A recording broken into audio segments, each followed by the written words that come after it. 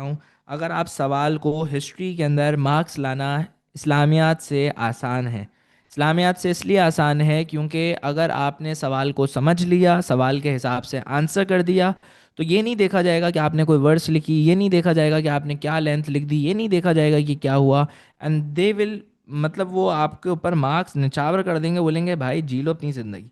तो खुदारा प्लीज़ गौर से समझना है, सही है। हम क्लास को स्टार्ट करते हैं। बिस्मिल्लाहिर्रहमानिर्रहीम। और गुजारिश ये है कि अगर क्लास के दौरान अगर मैं आपको आवाज़ मेरी आना बंद हो जाए तो आप समझ जाइएगा सर यूसुफ इस दुनिया से टपक चुके हैं, सही है। हालत तो मेरी ऐसी ही हो रही है अभी। अल्लाह अकबर, बिस्मिल्लाह।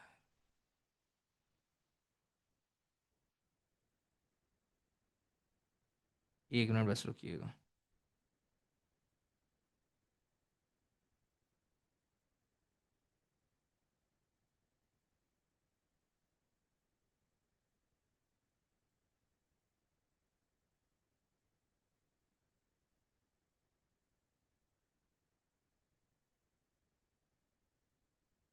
चलें, लेट्स स्टार्ट द क्लास। बिस्मिल्लाहिर्रहमानिर्रहीम। और हमारे पास जो है वो हम क्लास को स्टार्ट करते हैं। सर जैन मैं अभी स्क्रीन शेयर करूंगा तो आप मुझे स्क्रीन और आवाज़ दोनों का बता दीजिएगा कि आपको आवाज़ और स्क्रीन दोनों दिख रही हैं, और इसके बाद फिर हम क्लास को स्टार्ट करेंगे।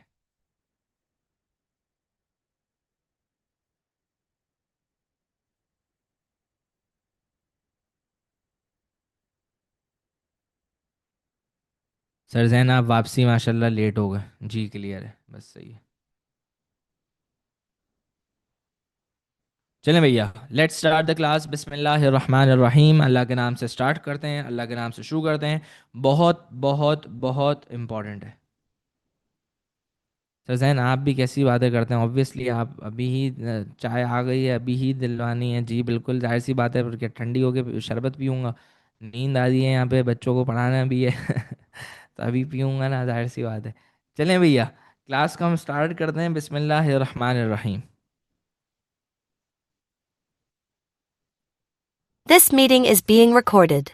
सबसे पहली जो हमारे पास कहानी है वो हमारे पास सबसे पहली कहानी हमारे पास ये है कि हमारे पास अक्टूबर नवंबर 2025 का पेपर आया है।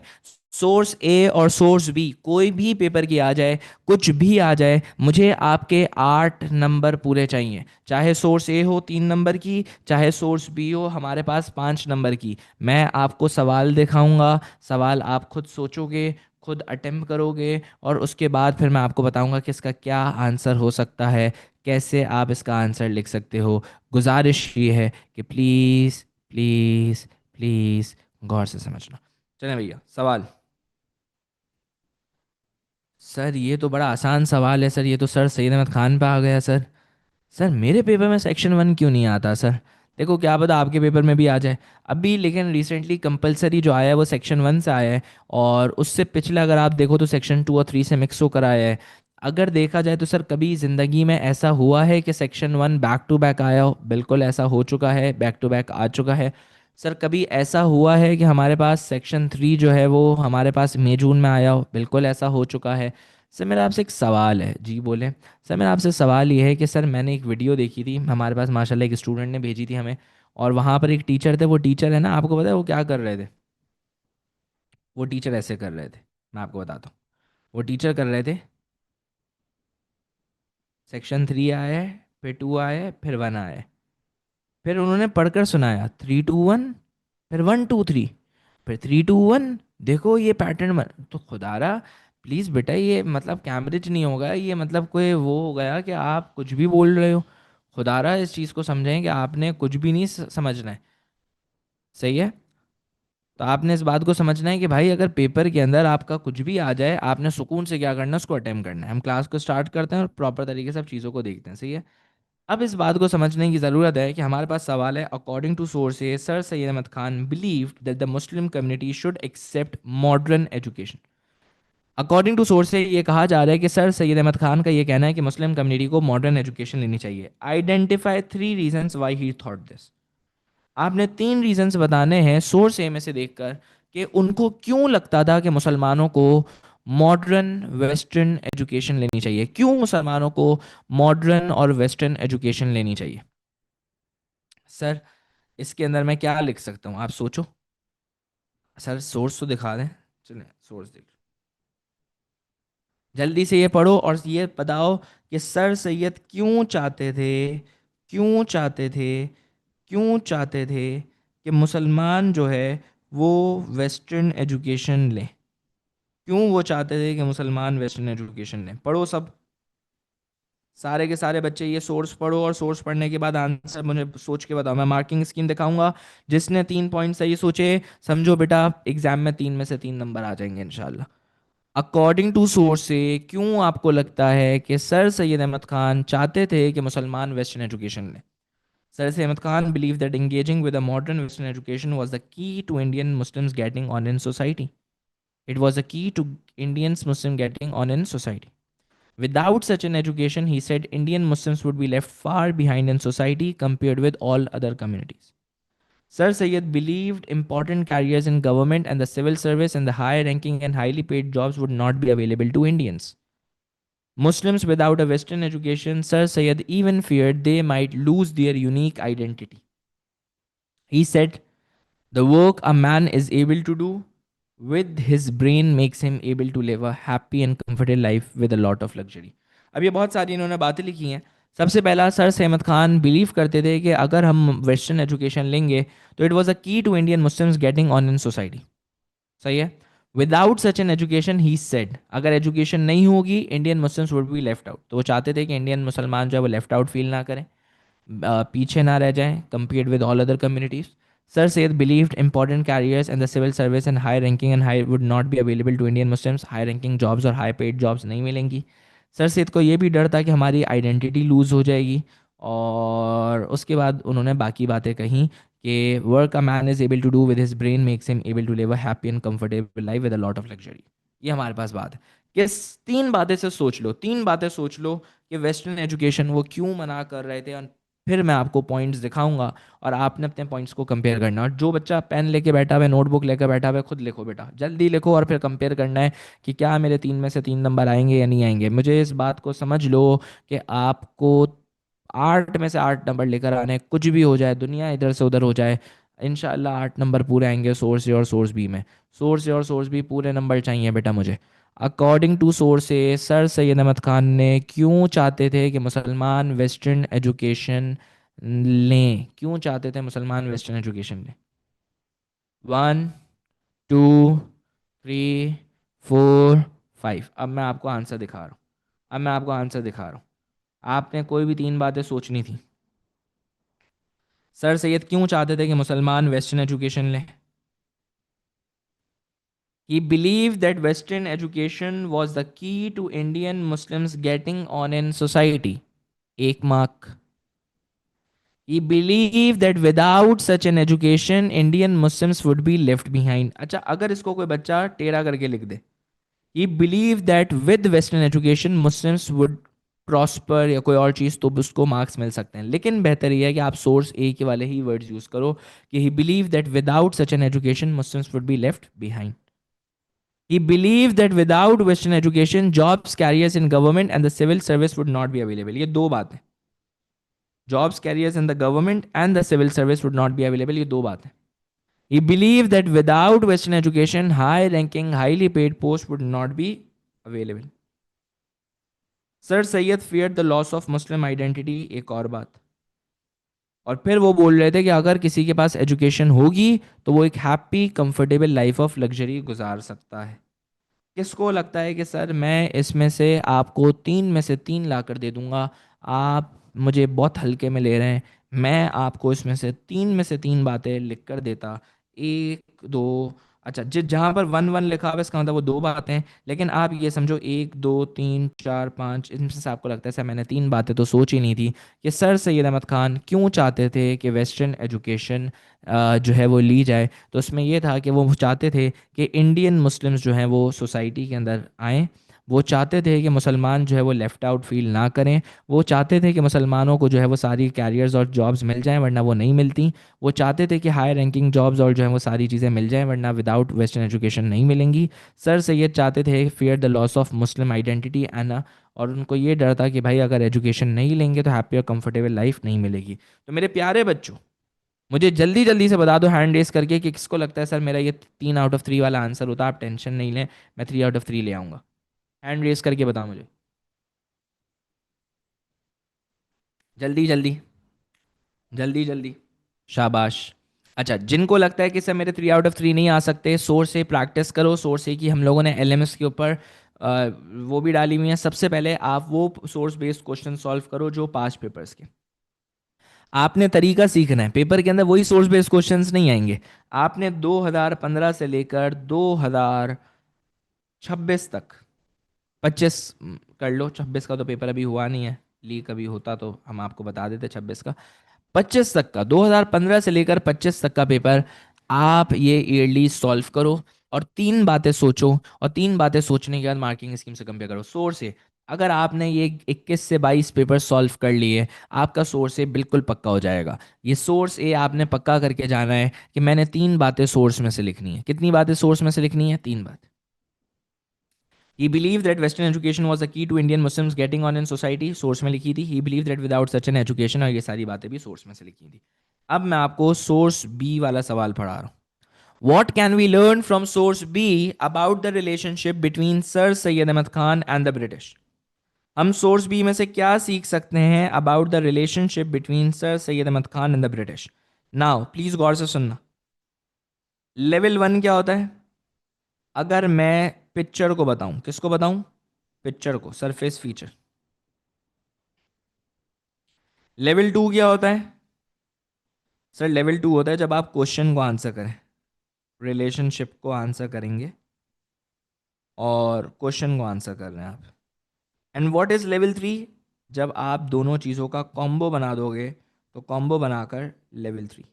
तो आपने इस बात को समझने की ज़रूरत है कि पेपर के अंदर जब आप पेपर करने जा रहे हो, तो मैं दिमाग बना के जाऊंगा कि मैं अकेले अकेले नहीं लिखूंगा। मैं, जैसे कॉम्बो है ना, बर्गर, कोल्ड ड्रिंक, फ्राइज, आपने उसका कॉम्बो बनाकर सरफेस फीचर, और आपने लेवल 1 और लेवल 2 का कॉम्बो बनाकर L3 लिखना है। क्या लिखना है? L3।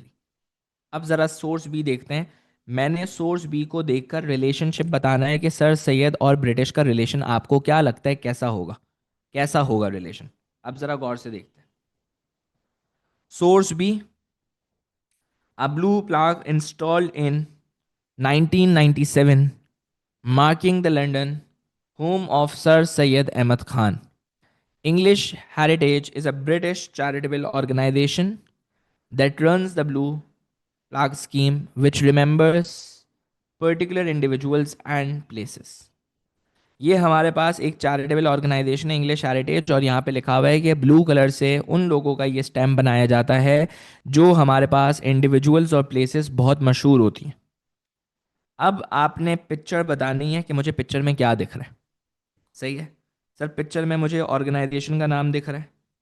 पिक्चर में क्या दिख रहा है? सर ऑर्गेनाइजेशन का नाम दिख रहा है। पिक्चर में ऑर्गेनाइजेशन का नाम दिखने के बाद सर सर सैयद खान का नाम दिख रहा है। उसके बाद बताया जा रहा है कि ये कितने साल से यहाँ पर रहे। फिर हमारे पास ये रिफॉर्मर हैं, स्कॉलर हैं, ये लिखा हुआ है। अब अगर कोई बच्चा मुझे बताओ, अगर सिर्फ पिक्चर बताएगा तो वो कौन से लेवल पर होगा बेटा? लेवल 1 पे। किस पे होगा? लेवल 1 पे। अच्छा, अगर कोई सवाल को आंसर कर रहा है, कोई सवाल को डायरेक्ट आंसर कर रहा है, सर सर सैयद अहमद खान और उनके रिलेशंस बहुत अच्छे थे। रिलेशंस क्या बोल रहा है? अच्छे थे। वो सर सैयद की बहुत ज़्यादा रिस्पेक्ट करते थे। वो सर सैयद अहमद खान पे बहुत ज़्यादा प्राउड फील करते थे। वो सर सैयद अहमद खान को हमेशा जो है वो जो है वो क्या करते थे, उनको रिस्पेक्ट शो करने के लिए उन्होंने उनका क्या करा, ये सारी चीज़ें करी। अब आप सिर्फ रिलेशंस के हिसाब से बात लिख रहे हो, सिर्फ रिलेशंस के हिसाब से, और सवाल को आंसर कर रहे हो, दैट इज़ योर लेवल 2। लेकिन आपने उस पिक्चर को रिलेट करते हुए आपने उसको एक्सप्लेन करना। सर आप कोई मुझे सैम्पल आंसर दिखाए ना प्लीज। मैं नहीं दिखाऊंगा बेटा, दिखा देता हूँ। सबसे पहली चीज मैं क्या लिखूंगा? मैंने लिखा I can see a blue plaque, जो भी लिख सकता हूं, showing where sir Syed Ahmad Khan lived in London.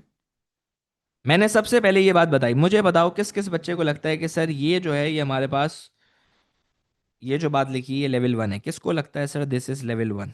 किसको लगता है this is level 1? I can see a black showing where Syed Ahmad Khan lived in London. मैं एक ब्लू स्टैम्प देख रहा हूँ जिसमें लिखा हुआ है कि सर सैयद खान लंदन में रहे। उसके बाद मैंने क्या लिखा, from which I can infer that he spend time in Britain and had a contact with British. अगर मैंने लिखा ये लेवल 2, मुझे मार्क्स नहीं मिलेंगे, ना ही लेवल 2 मिलेगा ना ही लेवल 3 मिलेगा, क्योंकि ये रिलेशनशिप अभी तक नहीं बताया। This shows that sir Syed had a close and positive relation. मैंने क्या लिखा, ब्लू प्लाक में लिखा हुआ है कि सर सैयद अहमद खान लंदन में रहे। मैंने पिक्चर में देखा, मैंने देखा कि sir Syed Ahmad Khan lived here. Lived here का मतलब ये है कि सर सैयद अहमद खान लंदन में रहे। मैंने सबसे पहले बताई, मैंने अपनी बात क्या बताई, मैं आपको हाईलाइट करके बता रहा हूँ कि आपने लिखना कैसे। I can see a plaque showing where sir Syed Ahmad Khan lived in London, ये मेरा सोर्स लेवल 1 है। मैंने उसके आगे लिखना है from which I can infer, अब मैं रिलेशनशिप बनाऊंगा, that he spent time in British and had contact with British. This shows that Sir Sadat had a close and a very positive relationship with British. मैंने बोला close और positive relationship with British। किस किस को लगता है कि sir अगर मैंने एक ऐसा पॉइंट लिख दिया तो सर मैं लेवल 3 पे जंप कर जाऊंगा, अगर मैंने एक ऐसा पॉइंट लिख दिया मैं लेवल 3 पे जंप कर जाऊंगा, किसको लगता है कि सर मैं लेवल 3 ले आऊंगा? जिनको लगता है लेवल 3 ले आऊंगा हैंड रेस करके बताओ बेटा। एक्टिव चाहिए बच्चे, बेटा यहाँ पे तुम लोगों की वजह से मेरी हालत खराब हो रही है, तुम लोग एक्टिव नहीं होते, मैं तुम्हें मारूंगा पकड़ के। जल्दी एक्टिव हो जल्दी। सही है। I can see a plaque showing where sir Syed Khan lived in London, सबसे पहली चीज है level 1। From which I can infer that he spend time in Britain and had contact with British, जिससे मुझे पता है उनका क्लोज और पॉजिटिव रिलेशनशिप था। समझ रहे हो? तो अगर मैं ऐसे अपना एक डेवलप पॉइंट लिख देता हूँ, मुझे लेवल 3 डायरेक्ट 4 नंबर मिल जाएंगे। मैं इतना सा नहीं कर सकता। मैंने सबसे पहले पिक्चर बताई और पिक्चर के हिसाब से उसको रिलेट करके लिखा। पिक्चर में जो दिख रहा था मैंने वो बताया कि इसमें एक प्लाक दिख रहा है जिसमें लिखा हुआ है कि sir Syed Khan lived in London. Sir आपको कैसे पता कि ये ही लिव्ड इन लंदन और यहाँ पे तो लिखा हुआ है लिव्ड हियर? तो बेटा गधे, इसको सुनो। A blue plaque installed in marking the London home of sir Syed Khan. नीचे एक बात लिखी हुई थी, तो गधो लंदन लिखा हुआ था, इस वजह से मैंने लंदन लिखा। सही है, मुझे कोई वही नहीं आई थी, जो लिखा हुआ होगा उसके हिसाब से ही मैं बता रहा हूँ। सही है। दूसरी बात, सर अब हम देखते हैं एक और पॉइंट। सर अब तो सर आप कोई पॉइंट ही नहीं बना सकेंगे, अभी देखते हैं सर। अब हमारे पास है, I can see the dates when he lived in London 1869 से 1870। क्या लिखा हुआ था? 1869 से 1870 लिखा हुआ था, 1869 से 70 लिखा हुआ था। From which I can infer, from which I can infer, sir अब इससे रिलेशनशिप बताना है, बिल्कुल। From which I can infer that he visited and stayed in Britain for some times. This indicates that there was cooperation and interaction between Sir Saiman Khan and British. अगर वो 1 साल के लिए वहां पर रहे, इसका मतलब उनका इंटरेक्शन उनके साथ अच्छा था और उनके साथ बहुत ही ज्यादा कोऑपरेटिव एटीट्यूड था। क्या था? कोऑपरेटिव एटीट्यूड था। वाह सर, अगर 1 साल, जैसे मैं भी आपके साथ 1 साल एक साथ रह रहा हूँ, तो इसका मतलब कोऑपरेटिव एटीट्यूड होगा। सर जैन फोर्ड इंस्टीट्यूट के अंदर 1 साल से हैं, तो बहुत ही कोऑपरेट बहुत ही कोऑपरेटिव एटीट्यूड होगा। तो आपने इस बात को समझने की ज़रूरत है कि हमारे पास जब भी कोई कोऑपरेटिव एटीट्यूड होता है तो ये चीज़ होती है, व्हाट यू कैन सी। और उसके बाद फिर आपने बताना है रिलेशनशिप से रिलेटेड कोई भी बात लिख दो कि बहुत ही कोऑपरेटिव एटीट्यूड होगा, बहुत ही क्लोज और पॉजिटिव रिलेशनशिप होगा।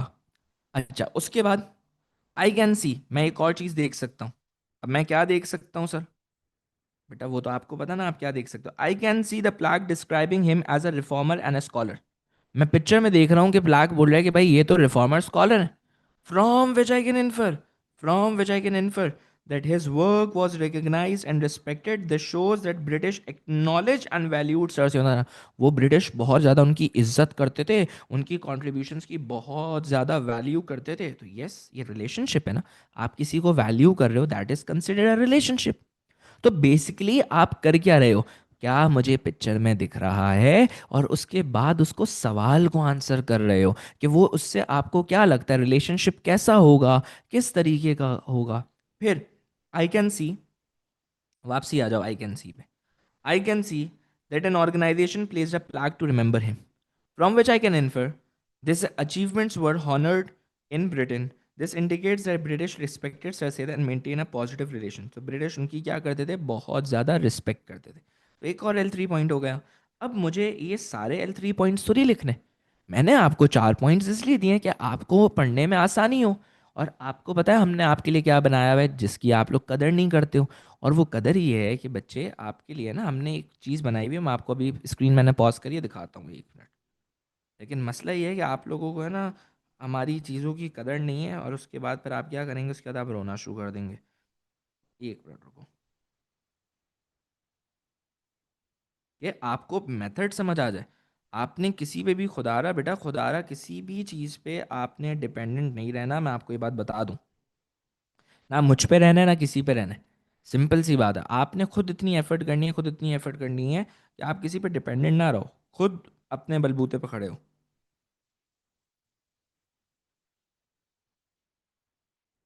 ये देखिए,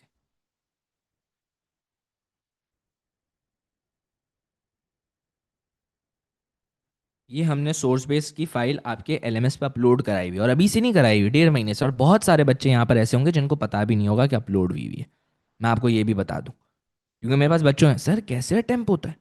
हमने आपको ये सोर्स बेस का क्वेश्चन दिया। हमने I can see from which I can infer, I can see from which I can infer, I can see from which I can infer, हमने आपको ये पूरी कहानी। अच्छा, जो पास पेपर का सवाल है उसके आगे हमने अक्टूबर नवंबर साल डाल दिया। जो पास पेपर का नहीं है हमने बनाया हुआ है वो हमने डाल दिया। अभी आप ये देख रहे हो, ये हमने ALAMY यहाँ से हमारी सोर्स बेस्ड क्वेश्चन आता है, वेबसाइट है एल। हमने वहां से जो सवालात उठा सकते थे, जो हमें लगता है कि आ सकते हैं, कुछ भी आ जाए, आपको तरीका आना चाहिए, पेपर में कुछ भी आ जाए। 5 नंबर के लिए इतनी टेंशन कौन लेता है, लेकिन तरीका सीख लिया तो सब अटेम्प्ट हो जाएगा। ये सोर्स बेस्ड क्वेश्चन को हमने AI से फिर चेंज किया, क्योंकि उस पर वाटर मार्क भी लगा हुआ था लामी का। तो हमने वो हटाया और उसके बाद फिर क्या कर दिया, ये कर दिया। यहाँ पर हमारे पास लिखा हुआ है फ्रॉम दिस सोर्स। फिर हमारे पास सवाल है ये आप देखो, ये इधर तो हमारे पास वाटर मार्क है ALAMY। फिर हमारे पास ये हमारे पास तस्वीर है। फिर हमारे पास ये आप देख रहे होगे, ये आपको AI की बनाई हुई तस्वीर है। तो कहने का मकसद ये है कि हमारे पास इस बात को समझने की ज़रूरत है कि हम आपके लिए जो कर सकते हैं हम आपके लिए करेंगे, लेकिन आपने तरीका सीखना है। मेन चीज़ आप तरीका सीख कर चले जाओ कि मुझे what you can see and what you can infer. What you can see picture में क्या दिख रहा है, और फिर व्हाट यू कैन इन्फर में मुझे सवाल को आंसर करना है। जो मुझसे पूछा जाएगा, जो मुझसे पूछा जाएगा मैं उसके अकॉर्डिंग आंसर करूंगा। ये देखें, ये देखें, ये लड़कियों को माशाल्लाह ऊपर खींचा जा रहा है। फिर ये देखें हमारे पास लड़ाई हो रही है। तो ये हमारे पास है, ये हमारे पास माशाल्लाह। अच्छा, ये तस्वीर हमने ALMY से उठाई थी। ये साफ़ सुथरी कैसे हो गई, ये साफ़ सुथरी तस्वीर, इतनी घटिया क्वालिटी की तस्वीरें थी। ये हमारे जो ग्राफिक डिज़ाइनर साहब हैं ना, उन्होंने क्या करा, उसको AI से कन्वर्ट करके हमारे लिए चेंज किया हुआ है, ताकि ये साफ़ सुथरी क्या हो जाए, ये साफ़ सुथरी तस्वीर हो जाए। वरना ये आपको लगता है उस ज़माने के अंदर इतनी ये लड़कियों को ऐसे पकड़ा हुआ होगा और ये जो है तस्वीरें होंगी। तो ये हमारे पास थोड़ा सा हमने उसको बेहतर करने के लिए तस्वीरों को चेंज करा है। माशाल्लाह इन्होंने ये तस्वीर मिस कर दी। तो कहने का मकसद ये है कि गुजारिश, एक गुजारिश है कि आप इसको गो थ्रू करो, और गो थ्रू करने के बाद देखो कि यार what is the best method to, मतलब सवाल को करने का तरीका क्या है। सवाल को करने का तरीका आपको समझ आ गया, आप चीते हो जाओगे। तो मुझे बताओ किस किस को ये सवाल करने का तरीका समझ आ रहा है कि सर मैंने सबसे पहले सोर्स को देखा और उसमें से मैंने कुछ बताया, और उसके बाद फिर मैंने बताया रिलेशनशिप कैसा था। मुझे सर तरीका समझ आ रहा है, लेवल 3 में ऐसे 2 पॉइंट्स लिखने हैं, लेकिन सर आपने मुझे कहा है कि मैं 3 लिख दूं, ताकि अगर कोई इन्फ्रेंस गलत भी हो जाए तो मुझे अच्छे मार्क्स मिल जाएं। बिल्कुल मैंने ऐसा कहा है, लेकिन अगर आपको ज़्यादा नहीं आ रहे तो आप 2 लिखकर आगे बढ़ जाओगे, टाइम ज़ाया नहीं करोगे। किस किस बच्चे को समझ आ गया, जल्दी जल्दी हैंड रेस कर लो, जल्दी जल्दी हैंड रेस कर लोगे, सर इसका तरीका क्या है। बेटा जागो जागो बेटा जागो, पेपर में वरना यही होगा बेटा, वरना होगा। दोस्तों धीरे चलो, इधर चलो, धीरे चलो, धीरे चलो, इधर चलो, उधर चलो, दोस्ता सीधा चलो, दोस्तों सीधा चलो। यही चल रहा होगा बेटा, प्लीज बेटा पढ़ लो। चले भैया। तो ये हमारे पास source A and source B. Source A और सोर्स बी का सर मुझे कंक्लूजन बता दे। सोर्स ए में मुझे कितनी बातें लिखनी है, 3। कहाँ से लिखनी है, सोर्स से। 3 बातें लिख लूंगा। कौन कौन सोर्स ए पे फुली कॉन्फिडेंट है, सर सोर्स ए तो मैं इंशाल्लाह बहुत अच्छा करूंगा, हैंड रेस कर लो। सोर्स ए तो सर मैं कॉन्फिडेंट हूँ, इंशाल्लाह अच्छा करके आऊंगा। जो जो कॉन्फिडेंट है ना सोर्स ए, मैं बताऊँ सिंपल सा काम क्या करो। सिंपल सा काम ये है कि 2015 से लेकर 2026 के 5 पेपर्स को गो थ्रू करो। 3 पॉइंट सोचो, मार्किंग स्कीम से कंपेयर करो, खुद मार्किंग स्कीम से कंपेयर करो, किसी से चेक कराने की जरूरत नहीं है। खुद आप अपने एग्जामिनर हो, खुद आप अपने चेक करो, किसी पे डिपेंडेंट होने की जरूरत नहीं है। चेकिंग पोर्टल पे कोई लेट जवाब देगा, कोई होगा, आप देखो इंसान के पास ना 100 बहाने होते हैं। इस बात को समझो, हर वक्त हर बंदा आपको एंड मोमेंट पे बचाने नहीं आ सकता ना। आपने खुद इतना स्ट्रांग बनना है कि आपको तरीका आना चाहिए। यार कोई मैं किसी पे डिपेंडेंट क्यों रहूं। सोर्स ए का सवाल है, सोर्स ए का सवाल सॉल्व किया, मार्किंग स्कीम खोली, मार्किंग स्कीम खोलने के बाद चेक कर लिया। 11 सवाल, 11 ईयर्स हैं, 12 10 ईयर्स हैं, 2 दफ़ा पेपर होता है, अक्टूबर नवंबर मई जून, टोटल 20 सवाल आते हैं, 20 सवाल सॉल्व करूंगा, कॉन्फिडेंट पूरा होकर जाऊंगा, तरीका सीख कर जाऊंगा, ऐसी की तैसी 10 सवाल बल्ले हेल्प लेकर मार्किंग स्कीम से कर लो, 10 सवाल खुद करो, खुद करने के बाद जब सही होगा कॉन्फिडेंट बढ़ेगा, यार मैं 3 नंबर, चाहे सोर्स, अभी मैं आपको सेक्शन 3 के भी सोर्स बेस्ड क्वेश्चंस करवाऊंगा, आप यकीन मानो पेपर में कुछ भी आ जाए आप इजीली अटेम्प्ट कर लोगे इंशाल्लाह। अच्छा, दूसरी बात, सर आपके जो सोर्स ये मॉक्स वाले होंगे, उसमें सर मुझे देखकर थोड़ा अजीब सा लग रहा है, आपने उस सोर्स से मॉक्स वाले जो देखने हैं वो हमने बनाए हुए हैं ना, आप उसको छोड़ दो, जो कैम्ब्रिज बनाएगा वो बहुत हलवा बनाएगा, कैम्ब्रिज बहुत हलवा बनाएगा, हमारे सोर्स के क्वेश्चन हम जाहिर सी बात है डिफरेंट जगहों से उठाते हैं, डिफरेंट किताबों से उठाते हैं, तो इस वजह की वजह से थोड़ा सा मुश्किल होता है लेकिन आसान होगा। अच्छा सर, सोर्स बी का तरीका बताएं। सोर्स बी हमारी जैसी है वैसी ही आएगी आपके पेपर में इंशाल्लाह। तो सोर्स बी की अगर मैं बात करूं तो सर सोर्स बी के लिए मैं क्या करूं, सोर्स बी के लिए आपने पुरानी मार्किंग स्कीम्स को फॉलो नहीं करना, नई मार्किंग स्कीम को फॉलो करना है। और नई मार्किंग स्कीम में क्या होता है कि आपको सरफेस फीचर और वैलिड इन्फ्रेंस अलग करके दिया हुआ होता है, तो उससे आपको समझ आ जाएगा कि मैंने एक सरफेस फीचर को रिलेट करके वैलिड इन्फ्रेंस से लिखना है। और अगर आपको मसला हो रहा हो तो आपके पास हमारी सोर्स बेस के ये नए सवालात हैं, और इस नए सवालात के अंदर आपके पास सॉल्व आंसर्स भी हैं हर पास पेपर का, तो आपने घबराने की ज़रूरत नहीं है। आपने करना सिर्फ ये है कि आपने वो टॉपिक सोचना है, वो टॉपिक कौन सा है, और उस टॉपिक के बाद लेट से सर ये अक्टूबर नवंबर 2021 है, मैं आपको देख के बता देता हूँ कि इसमें 2025 है या नहीं है। तो 2025 अक्टूबर नवंबर 2025 भी डाला हुआ है। ये जो आप सर सैयद खान वाला सवाल अभी मेरे साथ कर रहे हो ना, ये भी हमने डाला हुआ है। सर क्या 2015 इसमें डाला हुआ है? 2015 से ये शुरू हुआ था कहानी, तो 2015 मई जून 2015 भी डाला हुआ है। आपने टेंशन लेने की कोई ज़रूरत ही नहीं है, मई जून 2015 से लेकर सारे सवालात हमने डाले हुए, तो खुदारा टेंशन लेना हमारा काम है। प्लीज़ सोर्स से और सोर्स भी अपना पक्का करके जाओगे, मैं इतने 5 पेपर्स इंशाल्लाह करवाऊंगा, लेकिन आपने खुदारा सोर्स से और सोर्स भी में मुझे पूरे 10 नंबर, पूरा 8 नंबर लेकर आने हैं। सोर्स से 3 नंबर पूरे लेकर आओगे, और सोर्स भी अच्छा, सोर्स बी वाले बच्चे बताएं कौन कौन कॉन्फिडेंट इनफ है कि सर मेरा सोर्स भी इंशाल्लाह अच्छा होगा, कौन कौन कॉन्फिडेंट इनफ है? सही है, 260 बच्चे हैं। कुछ बच्चों को प्रॉब्लम भी हो रही होगी, आई वुड सजेस्ट प्लीज़ एक दफ़ा ये खोल कर देख लो, ये हमने आपके लिए ही बनाई है, हमने किसी और के लिए नहीं बनाई, हमने सिर्फ आपके लिए बनाई हुई है। प्लीज़ इसको एक दफ़ा गो थ्रू करो, एक तरीका सीखोगे कैसे होता है, what you can see, what you can infer. आपने 2 बातें इसके अंदर लिखनी है और अच्छे से डेवलप करके लिखनी है। अल्लाह ताला ने चाहा तो आपका सोर्स ए में भी फुलाएंगे, सोर्स बी में भी फुलाएंगे। Now we are moving towards another part. चलें भैया, ये हमने आपको सोर्स और सोर्स बी करवाया, अब हम आ जाते हैं नए सवालात पे। अब प्लीज़ मेरे नए सवालात गौर से सुन लेना, और प्लीज़ गौर से कहानी को समझ लेना। ये हमारे पास है नया सवाल, why many Muslims rejected western education in the 19th century. अब ये सवाल आया, अब मेरे पास 2 ऑप्शन है, वहाँ पर मैं रोना शुरू कर दूँ या फिर मैं गाली देना शुरू कर दूँ। अल्लाह करे सर यूसुफ ट्रक के नीचे आके मर जाए, अल्लाह करे सर यूसुफ की जो है वो कभी ज़िंदगी में शादी ना हो, अल्लाह करे सर यूसुफ जो है वो कुंवारे बाबा मर जाए, अल्लाह करे सर यूसुफ का जो है वो नुकसान हो जाए, अल्लाह करे सर जैन के साथ नहीं नहीं सर जैन के सर जैन के साथ क्यों बेचारे के साथ। तो कहने का मकसद है why many Muslims rejected western education in the 19th century. तो आपने इस बात को समझने की ज़रूरत है कि हमारे पास जब भी नया सवाल आएगा, जब भी नया सवाल आएगा, मैं आपको बता रहा हूँ क्वेश्चन नंबर 1 का सी पार्ट, क्वेश्चन नंबर, मैं आपको क्वेश्चन 1 का सी तो नया होगा ही होगा, कंफर्म नया होगा, वो मैं आपको गारंटीड बता रहा हूँ, क्योंकि वो कुछ ना कुछ नया असेस करेंगे। वो असेस का मतलब ये है, नया सवाल का मतलब ये होता है कि वो आपसे एक सवाल पूछेंगे, और वो सवाल पूछने के बाद वो आपसे एक्सपेक्ट ये करेंगे कि आप उसको सोच समझ के आंसर लिखो। और मैं आपको जेनवनली बता रहा हूँ, वो सवाल नया ज़रूर होगा, सिलेबस के बाहर नहीं होगा। क्वेश्चन 1 सी कंफर्म नया आएगा, ये एक ट्रेंड चलते हुए आ रहा है, सही है, तो ये न्यू आएगा। अच्छा सर, उसके बाद आप मुझे बताएं कि जो क्वेश्चन नंबर 2 से लेकर 5 तक हैं, क्या उसमें कुछ नए सवाल होंगे? बिल्कुल उसमें नए सवाल होंगे। सर आपको क्या लगता है, अगर लेट से मैं 100% में से आपसे पूछूं तो कितने परसेंट नया पेपर होगा? 30 to 35% नया पेपर होगा, 5 पेपर्स में से नहीं होगा। सर अब ये तो गलत है ना सर, मैं इसीलिए आपको अक्टूबर नवंबर 2025 का पूरा पेपर सॉल्व करवाऊंगा, और मैं आपको समझाऊंगा कि अगर 5 पेपर में से कोई चीज़ नहीं आती और अगर कोई नया सवाल भी आता है, तो एग्जामिनर उसमें आपसे कोई खेलने की कोशिश कर रहा होता है, सिर्फ वो वर्डिंग्स चेंज करता है, and you need to understand कि आपने हर चीज़ पढ़ी हुई होगी, तो आप इजीली उसको अटेम्प्ट कर लोगे, आपको कोई प्रॉब्लम नहीं होगा, और मैं भी आपको पूरा पेपर इसीलिए सॉल्व करवाऊंगा। प्लीज़ मेरी बातों को गौर से सुन लेना। सबसे पहले हम 7 मार्क्स पे फोकस करते हैं, सारे 7 मार्क्स को गो थ्रू करते हैं कि इसमें नया सवाल आता है। फिर हम 4 मार्क्स को नहीं करेंगे, पहले हम पहले 14 मार्क्स को करेंगे। फिर 14 मार्क को करने के बाद हम लोग जो है 10 14 मार्क को करने के बाद हम 4 मार्क को करेंगे, सही है। अब प्लीज़ गुजारिश, नया सवाल, why many Muslims rejected western education in the 19th century. नया सवाल है। मैं सर यूसुफ को गाली देना शुरू कर दूं, सर यूसुफ को बुरा भला कहना शुरू कर दूं, सर यूसुफ को ये करना शुरू कर दूं, ये ऑप्शन है। ये एग्ज़ाम के बाद कर लेना, एग्ज़ाम के बाद जितनी मुझे गालियाँ बकनी हो बक देना, लेकिन एग्ज़ाम के वक्त आपने सुकून से रिलैक्स होकर समझना है क्या ये सवाल का मतलब क्या है। नहीं आता, आप आगे के पहले सवालात कर सकते हो, आगे पीछे कोई मसला नहीं है। लेकिन जब आप ये सवाल करने के लिए बैठोगे, सोचोगे, तो आप क्या सोचोगे? मुसलमानों ने, why many Muslims rejected western education. अब अपना दिमाग लगाओ, हर बच्चा अपना दिमाग लगाओ, हर बच्चा थिंकिंग करो कि आपको क्या लगता है कि वेस्टर्न एजुकेशन जो है वो हमारे पास क्यों रिजेक्ट हुई होगी, क्यों? मुसलमानों को ऐसा क्या लगता होगा कि अगर वेस्टर्न एजुकेशन लेंगे तो किस चीज़ से दूर हो सकते हैं, अगर वेस्टर्न एजुकेशन लेंगे तो हमें शायद ये लोग क्या कर दें, फोर्सफुली कुछ कर दें।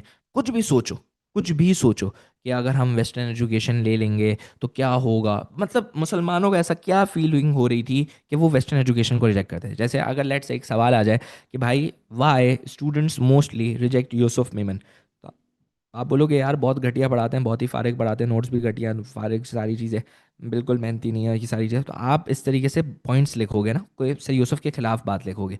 वेस्टर्न एजुकेशन के अंदर क्या ऐसी बातें हो सकती हैं जो मुसलमानों को अच्छी ना लगे? ये आपको आता है आंसर, ये आपको आता है, मैं आपको गारंटी के साथ बता सकता हूँ आपको आंसर आता है। लेकिन उस वक्त आपने अपने आपको बिलीफ रखना है कि हाँ यार मैं कुछ सोच सकता हूँ, मैं कुछ लिख सकता हूँ। सोचो, किस किस बच्चे ने कुछ भी एक रीजन भी सोच लिया हो, हैंड रेस कर लो कि सर मैंने सोच लिया, कुछ तो सोच लिया, कुछ तो सोच लिया। सही। नाउ, जब ये सवाल आया और ये सवाल आने का, जब हम इसकी मार्किंग स्कीम देखते हैं, देन हम आपको एक सा सॉल्व आंसर भी पढ़ाते हैं। मार्किंग स्कीम में एग्जामिनर की रिक्वायरमेंट है, मुस्लिम्स बिलीव्ड कि ब्रिटिश का एजुकेशन सिस्टम अन इस्लामिक होगा। किस किस बच्चे को लगता है कि सर मैंने ये पॉइंट सोचा था कि ब्रिटिश एजुकेशन बहुत ही अन इस्लामिक होगा, इसमें उल्टी सीधी हरकतें होंगी, को एजुकेशन होगा, इसके अंदर जो है वो वेस्टर्न कल्चर होगा और ये अरे आपने तो सोच लिया। अब अगर आपने इसी रीज़न को अच्छे से डेवलप करके लिख लिया तो आपके 7 में से कितने नंबर आ जाएंगे? 5 नंबर। तो मेरे प्यारे बच्चे मुझे ये बात बताओ कि मैंने एग्ज़ाम में पैनिक करना है, मैंने एग्ज़ाम में डरना है सवाल से? नया सवाल आ रहा है, वो तो एक चीज़ है, उसको मैं चेंज नहीं कर सकता। मेरे हाथ में क्या है? मेरे हाथ में है मैं पेपर अच्छे से करूँ, मैं पेपर सुकून से करूँ, मैं खुद सोचूं कि हाँ यार मैं ये लिख सकता हूँ, मैं कुछ लिख सकता हूँ, मैं कुछ पेपर अटेम्प्ट करके आऊँगा। पेपर में रोने से कुछ नहीं होगा, हमें स्ट्रांग बनना है। कोई नई चीज़ आ रही है, कोई कैमरेज रट्टा सिस्टम तो नहीं है ना कि मैं ये समझूं कि यार मैं रट्टा मार के जाऊंगा, ये याद करके जाऊंगा, पेपर में यही आएगा। सवाल आया कि मुसलमानों ने क्यों वेस्टर्न एजुकेशन को रिजेक्ट करा, मैंने 3 पॉइंट सोचने हैं, लिख देने हैं। नहीं आ रहे, एक पॉइंट सोचूंगा, 7 मार्क में एटलीस्ट 5 नंबर लेकर आऊंगा। जीरो से बहुत बेहतर है कि मैं 5 नंबर लेकर आऊं। तो घबराना नहीं। दूसरी बात, सर किसी ने ये भी सोचा होगा कि people believe that religions were under threat, या फिर क्रिश्चियन मिशनरीज जो है वो हमें पसंद नहीं थे क्योंकि बहुत सारे लोगों को बिलीव था कि वो हमें कन्वर्ट करवा देंगे क्रिश्चियनिटी के अंदर। तो कोई बच्चा ये भी लिख सकता है। फिर आप बच्चा ये भी लिख सकता है, आपको याद होगा कि हमारे रिलेशंस क्यों ख़राब थे। मुसलमान ब्रिटिश को फॉरेन इन्वेडर्स समझते थे, याद है? पढ़ा था आप लोगों ने कि मुसलमान ब्रिटिश को फॉरेन इन्वेडर्स समझते थे, इस वजूहत की वजह से उनके एजुकेशन सिस्टम को सपोर्ट नहीं करना चाहते थे। और मज़े की बात, अगर आपने इसके अलावा भी कुछ सोचा तो एग्जामिनर बोलता है other relevant responses should also be credited. So you need to understand one thing कि इन हिस्ट्री ऐसा नहीं है कि पत्थर पे लकीर वाला एक आंसर होगा। अगर आप कोई भी पॉजिटिव चीज़ सोचोगे, अगर आप कोई भी चीज़ लिखोगे तो एग्जामिनर आपको मार्क्स देगा। तो प्लीज़ पेपर में जब भी नया सवाल आएगा पैनिक नहीं करना है, सुकून से सोचना है। हाँ यार कुछ ना कुछ ऐसी चीज़ होगी जो मैंने पढ़ी होगी, बस ये है कि मैं उसको रिलेट नहीं कर पा रहा, उसको रिलेट करूंगा, अच्छे से लिख दूंगा। अब सर आप इसका प्लीज़ आंसर पढ़ाए ना मुझे। देखो बेटा आंसर बिल्कुल हम आपको दिखा देते हैं। Why many Muslims rejected western education? Firstly, many Muslims rejected Western education because they believed it was un-Islamic. जो सिस्टम इंट्रोड्यूस करेंगे ब्रिटिश वो वेस्टर्न आइडियाज़ पर होगा, वेस्टर्न लैंग्वेज और कल्चर पर होगा, जो कि बहुत ज़्यादा डिफरेंट होगा इस्लामिक टीचिंग से। Subjects like philosophy and literature often promoted values that did not match Islamic beliefs and religious education was not given importance. As a result, many Muslims feared that studying in such institutions would weaken their faith and distance from them from Islam. Therefore, they avoided Western education because they wanted to protect their religion and maintain their Islamic identity. इसलिए उन्होंने उसको reject करा. अब मैं मिलता जुलता answer अगर लिख दूंगा तो क्या मुझे कोई मौत आ जाएगी? क्या कुछ ऐसा हो जाएगा कि यार ये, तो देखो एग्जामिनर की एक आदत है, एग्जामिनर ने, और मेरे हिसाब से बहुत अच्छी आदत है. देखो आप लोगों की स्किल्स असेस हो रही है ना, कि आपने कितना अच्छे से समझ रहे हो, और ऐसे सवालात अगर पेपर में आएंगे तो आप इजीली इंशाल्लाह अटेम्प्ट भी कर लोगे, कोई प्रॉब्लम भी नहीं होगी आपको. दूसरी बात, secondly, many Muslims feared that Western education could lead to conversion to Christianity. क्या हमें convert कर दिया जाएगा? Christian missionaries were often linked with schools and colleges, and they sometimes tried to spread their religion among students. This created a strong fear among Muslims that their children might be influenced and eventually convert to Christianity. Since religion was very important to Muslim society, parents preferred to keep their children away from such institutions. Thus, the fearing of losing their faith was a major reason why Muslims rejected Western education. एक उनको ये डर था कि उनके बच्चों को convert कर दिया जाएगा, एक उनको ये डर था कि अन इस्लामिक चीज़ें आ जाएंगी सोसाइटी में. Lastly, there was a strong resentment against the British as rulers, which led Muslims to reject their education system. After War of Independence, Muslims particularly blamed the British for their political decline and loss of power. मुसलमानों को लगता था हमारा decline इनकी वजह से आए. They saw Western education as a tool used by British to strengthen their control over India. Accepting British education was viewed as a British authority, which many Muslims were not willing to do. Therefore, due to political anger and mistrust, many Muslims refused to adopt Western education. उन्होंने मना कर दिया कि भाई हम western education नहीं लेंगे. तो मेरे प्यारे बच्चों, जब पेपर में सवाल आएगा, किस किस को लगता है कि सर अगर ऐसा कोई नया सवाल आ जाता है मैं इजीली अटेम्प्ट कर लूँगा, आप टेंशन नहीं लेना, मैं एक रीज़न तो लिख कर ही आ जाऊँगा, अच्छे से लिख कर आऊँगा, आप कॉन्फिडेंट रहूँगा इंशाल्लाह. किस किस को लगता है? हैंड रेस कर लो, जल्दी से हैंड रेस कर लो जिस जिसको लगता है. सही है. तो हमारे पास इस बात को समझने की ज़रूरत है कि देखो हमें डरना नहीं है, हमें पेपर का हल निकालना है. कि पेपर जब भी आएगा तो पेपर को मैं समझूंगा, पैनिक नहीं करूंगा, सुकून से लिखूंगा. और मैं आपको अभी सारी चीज़ें समझाऊंगा कि अगर आपके किसी में मार्क्स कम आ जाते हैं तो भी आपका ग्रेड अच्छा आएगा. बस you need to feel confident enough कि यार मैं जो कर रहा हूँ वो सबसे बेस्ट होगा इंशाल्लाह. दूसरी बात, चलें सर एक और 7 मार्क कराए ना, चलो एक और 7 मार्क देखते हैं. Why Sayyid Ahmed Shahid Bareilवी set up the jihad movement? Sir ये तो आपने सर नहीं करवाया सर, ये तो सर आपने गलत कर दिया सर, सर रोना आ रहा है sir. Y Syed Ahmad Shahid Barelvi set up the jihad movement? क्यों उन्होंने जिहाद मूवमेंट सेटअप करी? अगर मैं आपको सवाल बताऊं तो एग्जैक्टली ऐसा सवाल कभी भी पास पेपर में नहीं आया, बट इसका कंटेंट एक सवाल से बिल्कुल सेम है जो कि पास पेपर में आ भी चुका है, आप पढ़ के भी गए हो और आपको पता होना चाहिए. सैयद अहमद शहीद बरेलवी ने ये जिहाद मूवमेंट क्यों स्टार्ट करी थी? Sir for the revival of इस्लाम. तो सर अगर सवाल आ रहा है कि सैयद अहमद शहीद बरेलवी ने जिहाद मूवमेंट क्यों स्टार्ट करी, तो obviously for the revival of इस्लाम. और रिवाइवल ऑफ इस्लाम उन्होंने क्यों करा तो वो आप समझाओगे. तो बेसिकली इसका आंसर उसी बात से बिल्कुल सेम होगा कि वाई सैयद अहमद शहीद बरेलवी रिवाइव इस्लाम. और सर अगर एक और सवाल आपको याद हो तो हमने एक सवाल किया था, Y Syed Ahmad Shahid Barelvi wish to overthrow Sikh rule in the subcontinent. अब मैं पेपर में जाकर रोना शुरू कर दूं कि यार सर यूसुफ ने तो मुझे यह पांच पेपर में प्रैक्टिस ही नहीं करवाया. ये तो देखो एग्जैक्टली सेम वर्ड्स में थोड़ी पेपर आएगा. पेपर के अंदर वही चीज़ आएगी जो आपके कोर्स का पार्ट है.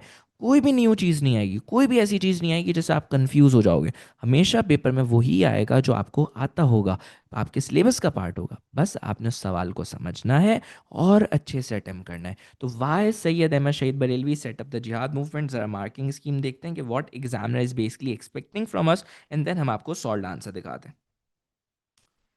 Syed Ahmad Shahid Barelvi was concern about un Islamic practices. He was opposed to foreign and non-Muslim forces dominating. He believed strongly in jihad and had a military background. He opposed Sikh dominance led by Ranjit Singh. अब हम अपना answer देखते हैं कि हमने अपने answer में क्या लिखना है और कैसे लिखना है 7 मार्क्स के सवाल में. Y Syed Ahmad Shahid Barelvi set up the jihad movement. And मैं आप लोगों से सजेशन दूंगा, प्लीज़ थोड़ा सा आज स्टैमिना अपने अंदर रखो. मुझे पता है मुश्किल होगा, आज सुबह पेपर भी देकर आए हो, थके हुए भी होगे. प्लीज़ थोड़ा स्टामिना रखना. प्लीज़ 14 मार्क और के सवाल समझ के जाना. मैं ब्रेक डाउन करना सिखाऊंगा सवाल को. प्लीज़ प्लीज़ एंड तक बैठना. Y Syed Ahmad Shahid Barelvi set up the jihad movement? क्यों सैयद अहमद शहीद बरेलवी जिहाद मूवमेंट सेट करी? पहली चीज़, Firstly, Sayyid Ahmad Shahid Barelvi set up the jihad movement because he wanted to remove Islam and wanted to remove un-Islamic practices. He observed that many Muslims had adopted customs and traditions from Hindus and other communities. दूसरे लोगों को दूसरे culture को follow किया जा रहा था, which were against the teachings of Islam. This had weakened their faith and reduced their connection with Quran and Sunnah. Sayyid Ahmad Shahid Barelvi का belief था that this moral and religious decline was one of the main reasons for the downfall of Muslims. Therefore, he aimed to purify Muslim society by bringing people back to the true teachings of Islam and encouraging them to follow a simple, correct Islamic way of life. His jihad movement was not only against external forces but also a struggle to reform the beliefs and practices of Muslims so that Islam could be properly revived. तो मैंने पहला reason लिखा कि उन्होंने जिहाद movement इसलिए start करी क्योंकि वो इस्लाम को रिवाइव करना चाहते थे और अन इस्लामिक प्रैक्टिसेस को सोसाइटी से हटाना चाहते थे. उन्होंने देखा कि बहुत सारी ऐसी चीज़ें जो हिंदू और दूसरी कम्युनिटीज़ की हैं जो हम फॉलो कर रहे हैं, जिसकी वजह से हमारा फेथ, हमारा ईमान बहुत कमज़ोर हो गया और हम लोग अल्लाह से दूर हो गए. जिसकी वजह से उन्होंने सोचा कि मुझे इनको प्योरीफाई करना पड़ेगा और लोगों को ट्रू टीचिंग्स पे वापसी लाना पड़ेगा. That's why he set up the jihad movement. अब मैंने पूरा डिटेल नहीं लिखूँ, लेकिन अगर इसी का मफहूम, इसी की समरी अच्छे से एक्सप्लेन करके लिख दूंगा तो मुझे एग्जामिनर क्यों मार्क्स नहीं देगा? मेरी कोई इससे दुश्मनी है? दूसरी बात, secondly he strongly oppose foreign and non Muslim rule. वो फॉरेन और नॉन मुस्लिम रूल को ओपोज करते थे, खासतौर पे सिख डोमिनेंस को. जैसे कि रंजीत सिंह के दौर में काफ़ी ज़्यादा हमारे ऊपर जुल्म हो रहा था, हमें रिलीजन सुकून से प्रैक्टिस नहीं करने दिया जा रहा था. अजान उन्होंने रिस्ट्रिक्ट करी हुई थी. उन्होंने जो है वो हमारे पास बीएड पे जो है वो बैन लगाया हुआ था, टैक्स लगाया हुआ था. तो आप बताओगे मुसलमानों को डिस्क्रिमिनेशन फेस हो रही थी किसके अंडर? सर रंजीत सिंह के अंडर. जिसकी वजह से सर सैयद अहमद शहीद बरेलवी ने सोचा कि यार मुझे जो है वो Islam could not flourish under non Muslim domination. अगर नॉन मुस्लिम अगर हमारा लीडर होगा या नॉन मुस्लिम हमें रूल कर रहा होगा तो हम कभी भी डोमिनेट नहीं कर सकेंगे. He considered it necessary to challenge such rule in order to protect the religious identity and the rights of Muslims. Therefore he launched the jihad movement to resist Sikh authority and to restore freedom for Muslims. तो वो basically Sikh उनके ऊपर जुल्म कर रहे थे, non Muslim जुल्म कर रहे थे, वो उनसे उनको बचाना चाहते थे. वो चाहते थे कि मुसलमान डोमिनेट करें और नॉन मुस्लिम्स उनके ऊपर जो है वो बदमाशी ना करें. इसी वजूहत की वजह से उन्होंने जिहाद मूवमेंट लॉन्च करी. And lastly Syed Ahmad Shahid Barelvi believed strongly in the concept of जिहाद. वो बचपन में आपको याद है इन्होंने मिलिट्री ट्रेनिंग ली थी under the leadership of Aamir Khan. तो आप बताओगे ये हमेशा से जिहाद के कॉन्सेप्ट पे बिलीव करते थे. And he was influenced by his military background. He had experience in warfare and understood the importance of organized struggle. He believed that jihad was necessary when Muslims were oppressed and their religion was under threat. In his view, it was the duty of Muslims to fight against injustice and establish a system where Islamic laws could be followed. This belief led him to organize and lead a movement. उनका ये मानना था कि अगर कोई भी बदमाशी करे, कोई भी आपको सुकून से रिलीजन फॉलो नहीं करना दे, तो हमें उसके लिए लड़ना चाहिए, हमें उसके खिलाफ जो है वो ऑप्रेस नहीं होना चाहिए, बल्कि हमें जिहाद करनी चाहिए, हमें फाइट करनी चाहिए. It was a duty of Muslims to fight against injustice and establish a system where Islamic laws could be followed. This belief led him to organize and lead a movement that combined both religious reform and military action. Through this jihad, he aimed to establish Muslim rule, ensure justice, and revive Islam in its true form. तो अगर paper में सवाल आ जाए कि जिहाद movement क्यों start करें, sir for the revival of Islam and to remove un Islamic practices. Sir Sikh की जो रूल था ना उससे बचना था, और सर उनका मिलिट्री बैकग्राउंड था, उनका मानना था कि अब मैं सबको मार मार कर इंसान का बच्चा बना दूंगा और अगर हमारे ऊपर कोई भी बदमाशी करेगा तो हम उसकी ऐसी की तैसी कर देंगे. तो मेरे प्यारे स्टूडेंट्स, पेपर में जब भी सवाल है और इसके अलावा भी अगर आप कोई रीजंस लिखते हो और उसको रिलेट करके लिखते हो, अच्छे से समझा कर लिखते हो, इंशाल्लाह अच्छे मार्क्स आएंगे. प्लीज़ पेपर के अंदर कॉन्फिडेंस के साथ जाना, अच्छे से जाना कि यार मैंने पेपर बहुत अच्छे दिल से करना है, मैंने सुकून से सवाल को ब्रेक डाउन करना है, समझना है एंड देन अटेम्प्ट करना है इंशाल्लाह. इसके बाद एक और सवाल, नया सवाल आया, नया सवाल, वाई द लेसन्स. अब ये सवाल देखो, नया सवाल ज़रूर होगा लेकिन यकीन मानो पेपर में वही आएगा जो आप पढ़ के गए. और आपको पता है मैंने अक्टूबर नवंबर किसी को भी सॉल्व नहीं कराया है. सबको पता है अक्टूबर नवंबर मैंने सॉल्व नहीं कराया, ना मेरे नोट्स के अंदर इंक्लूडेड है. क्यों इंक्लूडेड नहीं है? मैं, बच्चे रोते हैं सर इसका आंसर बता दें सर. मैं एंड में इसीलिए देता हूँ, एंड में इसीलिए सॉल्व करवाता हूँ कि भाई आपको ये समझ आए कि जब आप एक न्यू पेपर देखोगे तो आपकी फीलिंग कैसी होगी. जब एक न्यू पेपर होगा तो मुझे उसको कैसे समझना है, क्योंकि एक चीज़ आप पहले से सॉल्व करके गए हुए हो तो आप हर चीज़ सॉल्व कर लोगे. तो न्यू वाली फीलिंग कब आएगी? Why the lessons, why the lessons learned from the 1937 elections were of long term benefit to the Muslim League. अब मुझे बताओ, ये सवाल आया सर, क्या ये पास पेपर का सवाल है? नो. सर ये क्या बात हुई, पास पेपर का ही सवाल नहीं है, ये तो सर बहुत गलत बात है सर. बिल्कुल. अब ज़रा सोचो, अब आप वहाँ पे गालियाँ बकोगे, अल्लाह करे सर यूसुफ की ऐसी की तैसी हो जाए, अल्लाह करे सर यूसुफ ट्रक के नहीं। ओ भाई, शांति, शांति। आपने इलेक्शंस ऑफ 1936-37 पढ़ा है? जी सर पढ़ा है। क्या आपने उसके हाउ सक्सेसफुल वाले 14-14 मार्क के सवालात करें? How successful were the provincial elections. फिर एक सवाल करा था the success for INC, the election, the provincial elections of 1937 for more successful for AIML than Muslim League than INC, इस तरीके का कंपैरिजन वाला सवाल। आपने सक्सेसेस पढ़े थे फॉर मुस्लिम लीग, के मुस्लिम लीग के लिए क्या सक्सेसेस थे? सर क्या सक्सेसेस थे? मुसलमान यूनिटी आ गई मुसलमानों के अंदर, मुसलमान ऑर्गेनाइज हो गए, मुसलमानों को पब्लिक कैंपेनिंग के बारे में पता चला, मुसलमानों की इमेज प्रॉब्लम, पता है ना आपको, ये सक्सेसेस बताए हुए। अब यहाँ पे सवाल है कि भाई आपने ऐसे क्या लेसन्स 1937 में इलेक्शन सीखे जो कि आप कह रहे हो it was a long term benefit to the Muslim League, कि ये लॉन्ग टर्म बेनिफिट थे टू द मुस्लिम लीग। आप ज़रा इसमें ज़रा सोचो कि क्या लेसन्स थे और उससे लॉन्ग टर्म बेनिफिट क्यों हम उसको बोल रहे हैं कि यार ये लॉन्ग टर्म बेनिफिट है। तो आप क्या लिखोगे कि क्या ऐसे उन्होंने लेसन सीखे, ज़रा सोचो। और उसके बाद मैं आपको मार्किंग स्कीम दिखाता हूँ। पेपर में यकीन मानो, पेपर में कुछ भी नया आ जाए, कुछ भी नया सवाल आ जाए, कुछ ऐसा नहीं आएगा जो आपको आता नहीं होगा, आपने कहीं ना कहीं वो पढ़ा हुआ होगा, कहीं ना कहीं वो चीज़ पढ़ी हुई होगी। Why the lessons from the 1937 elections were of long term benefit to the Muslim League? Long term benefit to the Muslim League. सोचो। सर इसके अंदर हम जो है वो लिखेंगे, सोच लिया। It was the first major election fought which helped to unify the Muslims. It meant that the improvements in organization, planning, and campaigning were needed. They identified Muslim support and targeted campaign resources. Muslim reorganized that their image needed to be improved. कि भाई आप ये बात बताओगे कि इन्होंने ये lesson सीखे और लेसन सीखने के बाद इन्होंने अपनी चीज़ों को बेहतर करा और 1945 के इलेक्शन में इन चीज़ों को बेहतर करके इलेक्शन जीत गए।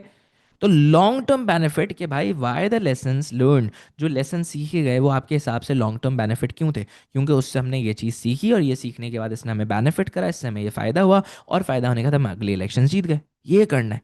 अब मेरे प्यारे बच्चों इतना सा तो कर सकते हैं ना, ज़रा आंसर देखिए हम कैसे लिखेंगे। चलें भैया आंसर पे आज घबराना नहीं है खुदारा। पेपर में कभी भी कोई सवाल आए उसको ब्रेक डाउन करो, उसको समझो, अपने ओन वर्ड्स में समझो और उसके बाद फिर लिखो। 1937 elections were of long-term benefit because they helped to unify and strengthen all India Muslim League. इस इलेक्शन से पहले आपकी एआईएमएल वीक थी, डिसऑर्गेनाइज थी और बहुत ही लिमिटेड सपोर्ट था। लेकिन जब उन्होंने पहली दफ़ा इलेक्शंस में पार्टिसिपेट करा तो लोगों ने साथ मिलकर काम करा, डिसिप्लिन आया और साथ ही साथ में बेटर कोऑर्डिनेशन आई। The leaders realise the importance of proper planning, communication, and teamwork. Even though the league did not win many seats, this experience helped it become more politically mature and organized. Although वो जीते नहीं लेकिन वो organized हुए. Therefore, the elections played a key role in turning the Muslim League into a more united and effective political party for the future. तो अब वो और ज़्यादा यूनाइट हो गया और पॉलिटिकल पार्टी एक अफेक्टिव पॉलिटिकल पार्टी बन गए। तो ये लॉन्ग टर्म बेनिफिट हुआ ना, ये आपका बेनिफिट हुआ। आपने मुस्लिम लीग के बेनिफिट्स बताने थे और आपको सक्सेसेस ऑलरेडी पता थे, बस आपने सवाल को ब्रेक डाउन करना था और समझना था। अब मैं आपको एक केस समझा रहा हूँ, अल्लाह ना करे आपको बिल्कुल कुछ समझ नहीं आए, आप एक रीज़न तो एटलीस्ट रिलेट करके लिख ही दोगे ना, तो फिर 5 नंबर आ जाएंगे। तो टेंशन क्यों ले रहे हो कि यार पेपर में क्या होगा, कैसे होगा, किस तरीके से होगा, सब अच्छा होगा इंशाल्लाह। अगर आप अपने 5 पेपर्स और सारी चीज़ें प्रैक्टिस करके जा रहे हो, पढ़ के जा रहे हो, रीड करके, बहुत अच्छा पेपर होगा। दूसरा, secondly the elections highlighted the need for improvements in organisation and planning. हमें पता चला कि भाई हमें ऑर्गेनाइजेशन और प्लानिंग के अंदर बहुत ज़्यादा क्या करनी है, इंप्रूवमेंट्स लेकर आनी है कैंपेनिंग और के अंदर। Muslim League realise that its election campaign was not strong enough and that it lacked proper structure. उनको अंदाजा हुआ कि हमारी कैंपेन इतनी अच्छी नहीं थी। This made the leaders understand that they needed better campaign, better strategies, stronger leadership. As a result, after 1937, the League focused on building a strong party structure and improve its campaigning methods. These improvements later helped the League achieve great success in future elections, especially in 1945-46. कि भाई उन्होंने समझा campaigning कैसे होगी, किस तरीके से होगी, क्या होगा, एंड देन उससे फ़ायदा हुआ। Thirdly, the elections helped the Muslim League identify its areas of support. हमें पता चला कि हमारा सपोर्ट का है and use it's resources more effectively. हमें बाद में अंदाजा हुआ कि हमारा मुस्लिम माइनॉरिटी एरियाज़ के अंदर सपोर्ट ज़्यादा है और मुसलमानों को बाद में पता चला कि भाई हमारा माइनॉरिटी मेजॉरिटी एरियाज़ में हिंदूज़ का सपोर्ट ज़्यादा है। where Muslims felt insecure under Hindu majority rather than in Muslim majority provinces. हमारा रूल मुस्लिम माइनॉरिटी में ज़्यादा है, तो हमें मुस्लिम majority में वर्क करने की ज़रूरत है. This important lesson helped the understand its strength and weaknesses. It guided future strategies as the league began to focus its effort on areas where support could be increased. By targeting the right regions and voters, the league was able to expand its influence and gain wider support among Muslims over time. तो ये हमारे लिए एक long term benefit है कि हमने अपना support और बढ़ा लिया. Lastly, the elections made Muslim League realize that they needed to improve their image problem to attract more Muslims. Many ordinary मुसलमानों को ये लगता था ये जो लीग मुस्लिम लीग है ये सिर्फ एलिट की अमीरों की पॉलिटिकल पार्टी है. This created gap between the party and the masses. और फिर मोहम्मद अली जिन्ना ने इस इमेज प्रॉब्लम को सॉल्व करने की कोशिश करी स्पीचेस के थ्रू, पब्लिक मीटिंग्स के through. This transformation into a mass movement help the Muslim League gained widespread support and played a major role in the success of the Pakistan movement in the long term. तो अगर मैं आपको successes बताऊं तो successes बेटा क्या क्या हुए. आपने बेसिकली जो लेसन्स पढ़े थे, जो सक्सेसेस पढ़े थे कि AIML को क्या क्या बेनिफिट्स हुए थे, वो आपने रिलेट करके बता दिया. यार इससे लॉन्ग टर्म बेनिफिट हुआ, इससे फ़ायदा हुआ कि हमें पता चल गया कि भाई हम लोग यूनिटी आ गई, हम अगले इलेक्शंस में और यूनाइटेड हो गए. दूसरा हमें पता चला हमें कैंपेनिंग कैसे करनी है, हमने अगली दफ़ा अच्छी स्ट्रैटेजी अपनाएंगे. साथ ही साथ में हमें ये पता चल गया कि मुस्लिम माइनॉरिटी एरियाज़ में हमारा सपोर्ट, हमें ज़्यादा एफर्ट करने की ज़रूरत नहीं है. मुस्लिम माइनॉरिटी में तो सपोर्ट है, मुस्लिम मेजॉरिटी में एफर्ट करने की ज़रूरत है. और फिर हमें समझ आया कि हमें इमेज प्रॉब्लम भी सॉल्व करने की ज़रूरत है. पेपर में आप यकीन मानो कुछ भी ऐसा नहीं आएगा जो आपके सिलेबस से आउट होगा. आपको सिर्फ सुकून से सवाल को समझना है, बल्ले थोड़ा बहुत रिलेट करके लिख दो, जैसे भी लिख दो, अपना बेस्ट देकर आना. अपनी टूटी फूटी इंग्लिश में लिख देना मैम आई डोंट नो, आज डबल सॉरी बंद है, मार्क्स इंशाल्लाह आ जाएंगे. उसके बाद एक और सवाल, why educational reform became so important during the 1960s and 1970s. आपके हिसाब से क्यों एजुकेशनल रिफॉर्म इतने ज़्यादा इम्पॉर्टेंट हो गए ड्यूरिंग 1960s एंड 1970s. मतलब आपके हिसाब से इतने ज़्यादा इम्पॉर्टेंट क्यों हो गए 1960s और 70s के अंदर एजुकेशनल रिफॉर्म. अच्छा, एजुकेशनल रिफॉर्म 1960s और 70s में किस किस का रूल आता है.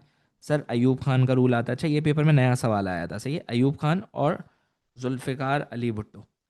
क्यों उनके लिए ये रिफॉर्म इतने ज़्यादा इम्पॉर्टेंट थे 1960s और 1970s के अंदर. तो आपको बताऊँ इसके अंदर क्या करना था. आपने इसके अंदर कुछ भी घबराने की ज़रूरत नहीं थी.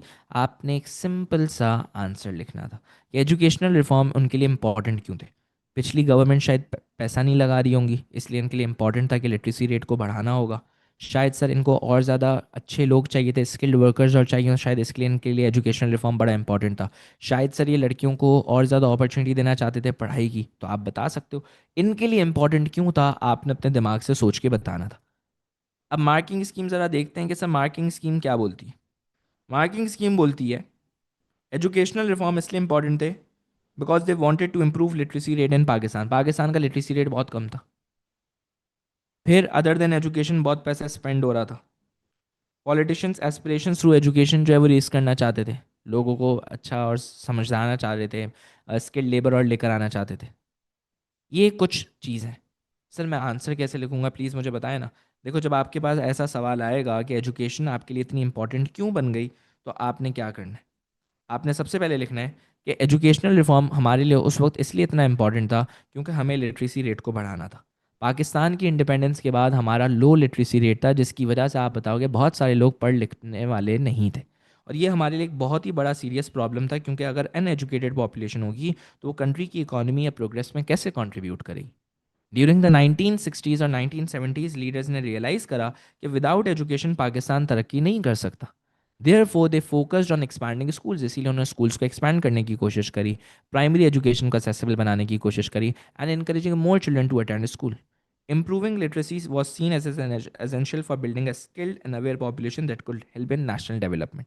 तो पहली चीज़ ये है कि भाई वो लिटरेसी रेट को बढ़ाना चाहते थे ताकि ज़्यादा से ज़्यादा जो है वो लोग पढ़े लिखे हों और आपके मुल्क तरक्की करें. एक तो ये फ़ायदा था. दूसरा, एजुकेशनल रिफॉर्म उसलिए भी इंपॉर्टेंट था because earlier governments had spend a lot of money on other areas instead of education. Pakistan ने बहुत सारी चीज़ों पे फोकस करा बट एजुकेशन पे फोकस नहीं करा. इसलिए 1960s और 70s के रूलर्स के लिए बहुत इंपॉर्टेंट था कि वो एजुकेशन रिफॉर्म को इंपॉर्टेंट समझे. क्योंकि पिछली जितनी भी गवर्नमेंट्स थी उन्होंने डिफेंस पे फोकस करा, उन्होंने एडमिनिस्ट्रेशन पे फोकस करा, उन्होंने अपने इंफ्रास्ट्रक्चर बनाने और पे फोकस करा और एजुकेशन को निगलेक्ट करा। एज अ रिजल्ट उधर स्कूल्स नहीं थी, ट्रेन टीचर्स नहीं थे, प्रॉपर फैसिलिटीज़ नहीं थी स्टूडेंट्स के पास। बाय द 1960s और 70s पॉलिटिशियंस ने रियलाइज करा that this imbalance had slowed down the countries progress. Country की प्रोग्रेस रुक गई है जब हम बच्चों को पढ़ा ही नहीं रहे और हम दूसरी जगहों पे इन्वेस्ट कर रहे हैं।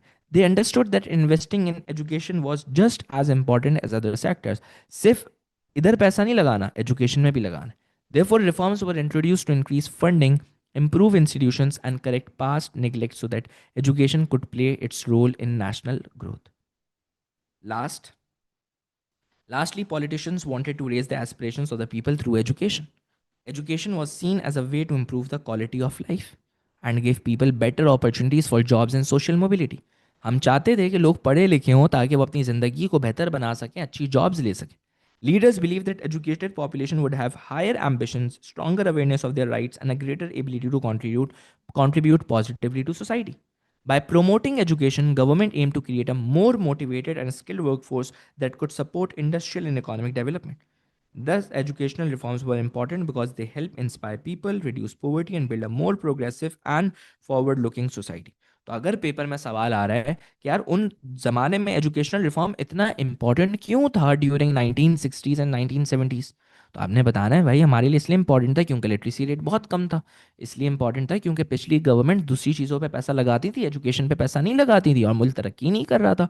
तीसरा, हम चाहते थे कि स्किल्ड वर्क फोर्स अवेलेबल हो और वो लोग हों जो ज़्यादा से ज़्यादा पैसा कमाएं, क्योंकि जो जितना पैसा कमाएगा वो उतना टैक्स पे करेगा और उतना मुल्क की बेहतरी के लिए काम करेगा। तो इस तरीके से आपने आंसर लिखना है और जब भी ऐसे सवालात आते हैं बहुत सारे आंसर्स हो सकते हैं और इसी वजह से 7 मार्क्स के आप आंसर्स में देखोगे कि हमेशा वो लोग एक चीज़ लिख कर भेज देते हैं और वो एक चीज़ ये होती है, other relevant responses should also be credited. अगर आप एक वैलिड पॉइंट लिख रहे हो, आप एक अच्छा पॉइंट लिख रहे हो, तो इंशाल्लाह आपको अच्छे मार्क्स मिल जाएंगे। और सर अब लास्ट एक क्वेश्चन करवा देना प्लीज़। अच्छा, अब मैं आपको एक लास्ट क्वेश्चन करवाता हूँ 7 मार्क का, एंड देन हम we will move towards 10 and 14 marks. सही है? Why general Pervez Musharraf came to power. ये तो सवाल 5 पेपर का है। किसको लगता है ये सवाल 5 पेपर का? किसको लगता है ये सवाल 5 पेपर का है? हैंड रेस कर लो। ये 5 पेपर का सवाल है और इसी तरीके का सवाल आता है हमेशा। अब why general Pervez Musharraf came into power, जरा मार्किंग स्कीम देखते हैं हम लोग।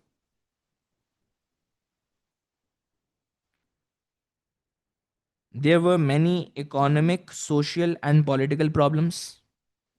The support of army was lost because Jahangir Karamat had to resign. Government also lost the support of army because of events in Kashmir. Government tried to remove Musharraf.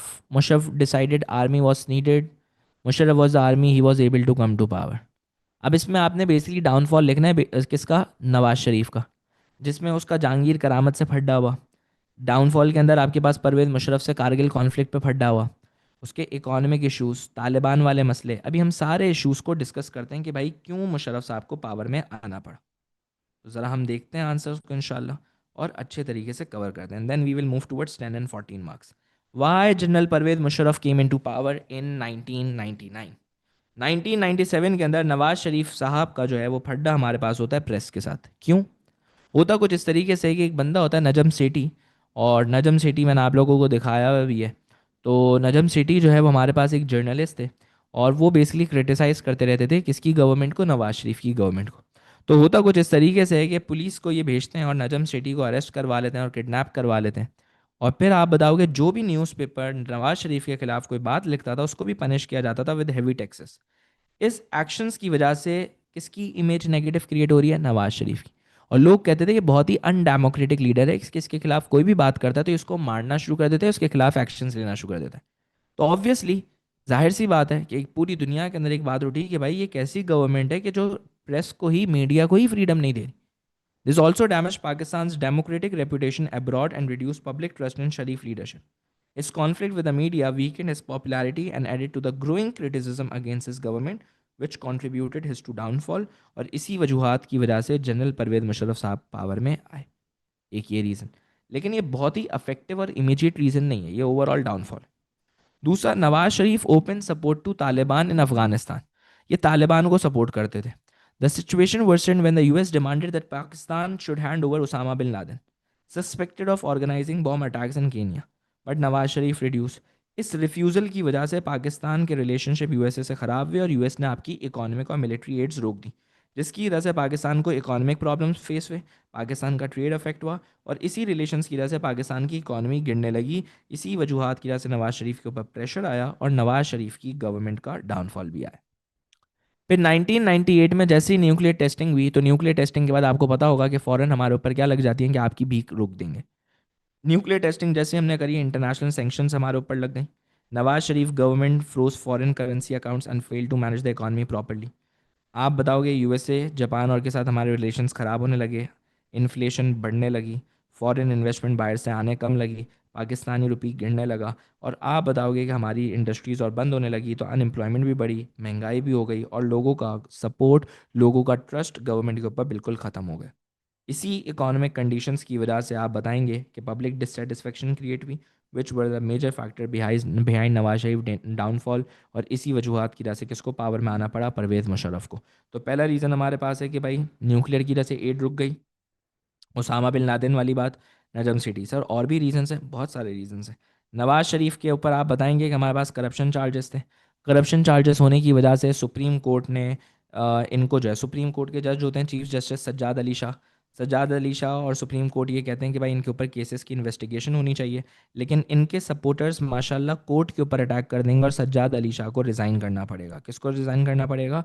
Sajjad Ali Shah को resign करना पड़ेगा। इन्होंने अपनी इनके सपोर्टर्स ने chief justice of Pakistan को resign करवा दिया, क्योंकि उस चीफ जस्टिस ने इनके ऊपर केसेस करे हुए थे और इनको जज में, मतलब इनके इनके जज थे वो, और उनको आप बताओगे कि it deeply affected his image as a democratic leader and created the impression that his administration used power for personal protection.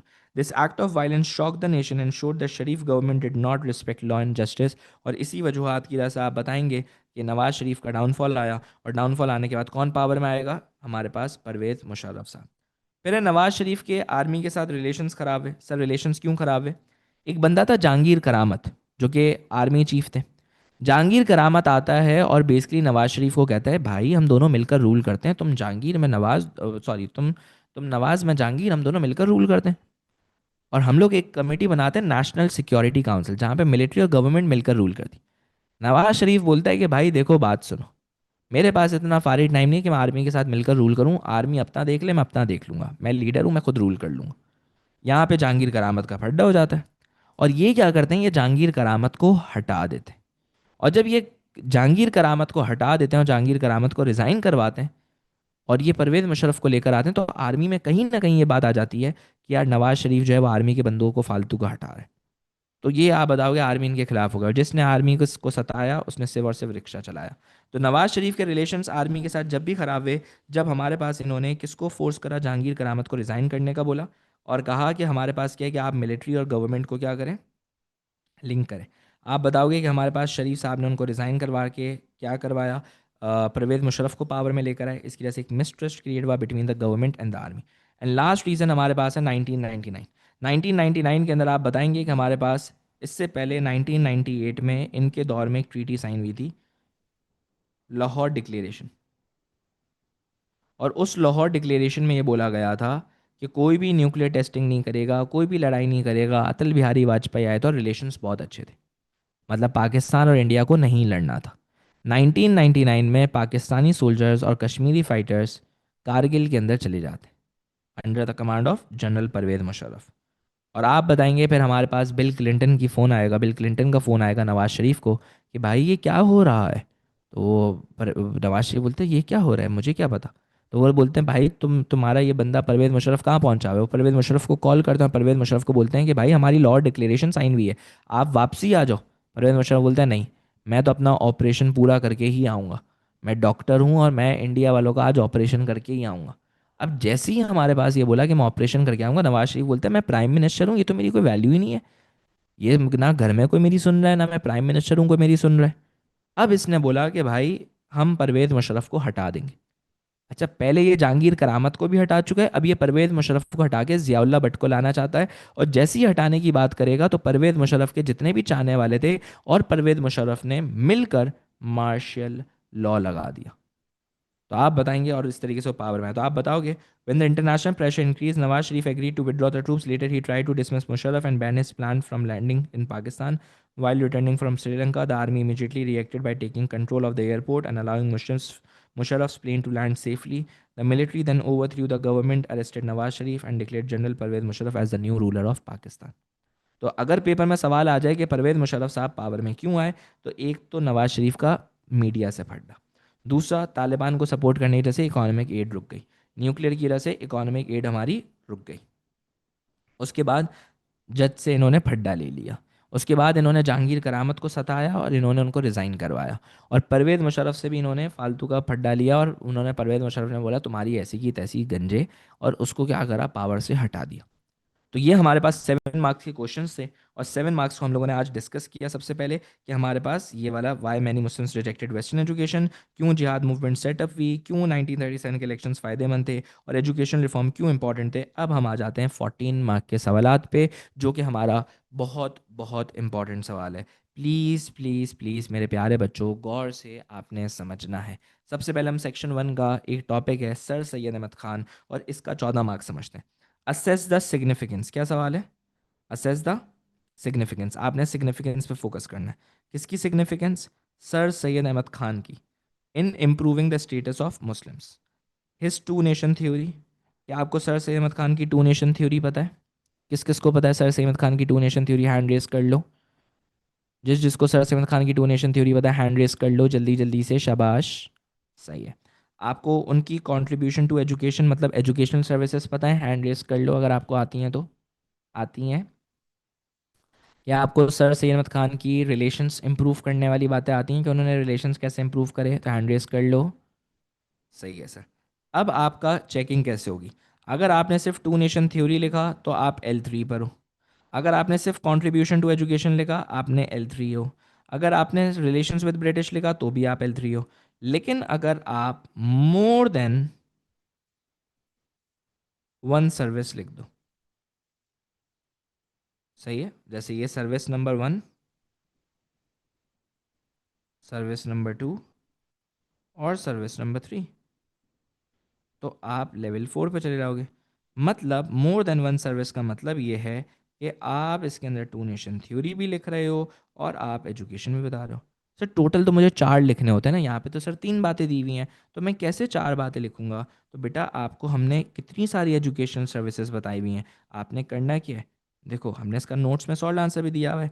एक आपने टू नेशन थ्योरी मतलब सोशल पॉलिटिकल वाली बात बता दी, एक कंट्रीब्यूशन टू एजुकेशन आपने 2 या 3 बातें बता दी, it's on you, and relations with British की कोई एक बात बता दी। इस तरीके से आपके 4 से 5 रीजंस हो गए। सर आपने नोट्स में आंसर दिया हुआ है बेटा, ये हमने आपको रिवीजन में भी करवाया हुआ है, मैजिक बुक में भी दिया हुआ है, और अभी हम आपको सॉल्व आंसर भी दिखा देते हैं। आपने घबराना तो रही है, ये तो सवाल पुराना ही आया, ये तो नया नहीं आया। तो कभी कभी कोई ऐसी चीज़ भी होती है जो बिल्कुल नई नहीं होती, और नई भी होगी ना मैं अभी आपको दिखाऊंगा। कुछ भी ऐसा पैनिक नहीं करना है। ये अक्टूबर नवंबर का लेटेस्ट पेपर इसीलिए दिखा रहा हूँ that you should be confident enough कि यार मैं इंशाल्लाह जाऊंगा, पेपर अच्छा होगा, टेंशन लेने से कुछ नहीं होगा। सही है। असेस द सिग्निफिकेंस, लेकिन पढ़कर भी जाऊंगा, ये नहीं कि मैं पढ़ूँ नहीं और फिर मैं बोलूँ मैं टेंशन नहीं ले रहा। Assess the significance of sir Syed Ahmad Khan work in improving the status of the Muslim community, two nation theory, contribution to education and changing relations. मैंने क्या करा, सबसे पहले मैंने टू नेशन थ्योरी को समझाया कि Urdu Hindi controversy, Hindu wanted democracy, साथ ही साथ में हिंदूज वांटेड कॉम्पिटिटिव एग्जाम्स। तो अब आप बताओगे कि हमारे पास सर सैयद अहमद खान ने क्लियरली बोल दिया कि भाई उर्दू हमारी लैंग्वेज है और उर्दू पे कोई कॉम्प्रोमाइज़ नहीं होगा। 1868 में ही develop the idea of two nation theory, जिसमें कहा कि Hindus and Muslims are two different nations with different identities. अब मैंने ये बात तो बताई, मैंने फैक्चुअल बात तो बताई, मैंने मेन फोकस अगर नोटिस करूं क्वेश्चन के अंदर तो it was about the significance कि उससे फायदा क्या हुआ। This realisation strength Muslim unity and made them aware of their separate national existence. इसकी वजह से लोगों को अंदाजा हुआ कि मुस्लिम्स और हिंदूज अलग हैं और हमें अपनी खुद की एग्जिस्टेंस के बारे में आइडिया हुआ। It also give Muslims confidence to protect their culture and religion in a country where Hindus were in the majority. हमें ये समझ आने लगी कि हमें किस तरीके से अपने कल्चर और रिलीजन को प्रोटेक्ट करना है। His ideas later became the foundation for the demand of Pakistan. The language controversy helps us Imran Khan define Muslims as a separate nation from Hindus. तो ये हमने टू नेशन थ्योरी की बात बताई। Sir examiner की क्या requirement थी? Examiner की रिक्वायरमेंट देख लेते हैं, आप टेंशन क्यों ले रहे हो? देखो एग्जामिनर बताऊँ क्या बोलेगा, एग्जामिनर बोलेगा मे एग्री और फिर बोलेगा काउंटर आर्ग्यूमेंट्स। मे एग्री में two nation theory, wanted the British to treat Muslims and Hindus groups separately. He believed that Muslims and Hindus are different. He worried that Hindus groups dominating. तो उन्होंने क्या करा, ये उन्होंने service दी और service देने के बाद उन्होंने क्लियरली बताया we are two different nations, हमें कोई डोमिनेट नहीं कर सकता, हमें कोई पावरफुल वो नहीं कर सकता, और ब्रिटिश मुसलमान और हिंदूज को सेपरेटली ट्रीट करें। ये टू नेशन थ्योरी हो। Other services Aligarh college, scientific society, travel to England, relations में Indian revolt, loyal Mohammad Ansari, बहुत सारी। अब इस बात को समझना है कि मैंने सबसे पहले क्या करा, मैंने सबसे पहले उनकी सर्विस बताई कौन सी, मैंने सबसे पहले टू नेशन थ्योरी बताई, टू नेशन बताई। जैसे ही मैंने टू नेशन थ्योरी बताई, अब मैं टू नेशन थ्योरी के बाद और रीजंस बताऊंगा। अब मैं और रीजंस के अंदर मैं सबसे पहले बता सकता हूँ कि उन्होंने तहजीबुल अखलाक लिखा। तहजीबुल अखलाक कौन सा है आपको पता है? सर मुझे नहीं आता। वेस्टर्न एजुकेशन को कन्विंस करने के लिए, उलमास को कन्विंस करने के लिए वेस्टर्न एजुकेशन वाला तहजीबुल अखलाक याद है? तो आप क्या लिखोगे? आप बताओगे इन्होंने एक जर्नल लिखा कॉल्ड तहजीबुल अखलाक, जिसके अंदर आर्टिकल्स लिखे फ्रॉम एजुकेटेड मुस्लिम्स जो कि सपोर्ट करते थे मॉडर्न एजुकेशन को और रैशनल थिंकिंग को। कुछ उलमास ने क्रिटिसाइज करा, लेकिन सर सैयद का ये बिलीफ था कि न्यू अप्रोच टू एजुकेशन को लीड मुस्लिम्स टुवर्ड्स प्रोग्रेस। इस जर्नल की वजह से एक इंटेलेक्चुअल अवेकनिंग आई among Muslim thinkers and encourage them to accept modern ideas. It helped Muslims realize that education and science were not against Islam. It also played an important role in reducing misunderstanding between Muslims and the British as Muslims began to value modern learning. Through Tehzeeb al-Akhlaq, sir say they aim to modernize Muslim thought and bridge the gap between Muslims and British. तो एक उनकी education service ये है कि उन्होंने तहजीबुल अखलाक लिखा और उलमाज और को कन्विंस कर उनको समझाया कि भाई एजुकेशन कितनी इंपॉर्टेंट है। फिर 1859 में सर सैयद खान ने एक मदरसा बनाया, पंचायती मदरसा। पंचायती मदरसा जब हमारे पास बनाया तो उन्होंने उसके अंदर क्या करा, ये एक ऐसा वाहिद इंस्टीट्यूशन था जिसके अंदर रिलीजियस एजुकेशन के साथ साथ साइंटिफिक लर्निंग भी प्रोवाइड की जा रही है। उन्होंने बताया कि भाई साइंटिफिक जो लर्निंग होती है वो अगेंस्ट इस्लाम नहीं है, और दोनों टाइप ऑफ नॉलेज कुड को एग्जिस्ट, दोनों साथ भी हो सकता है, रिलीजियस और साथ ही साथ में साइंस।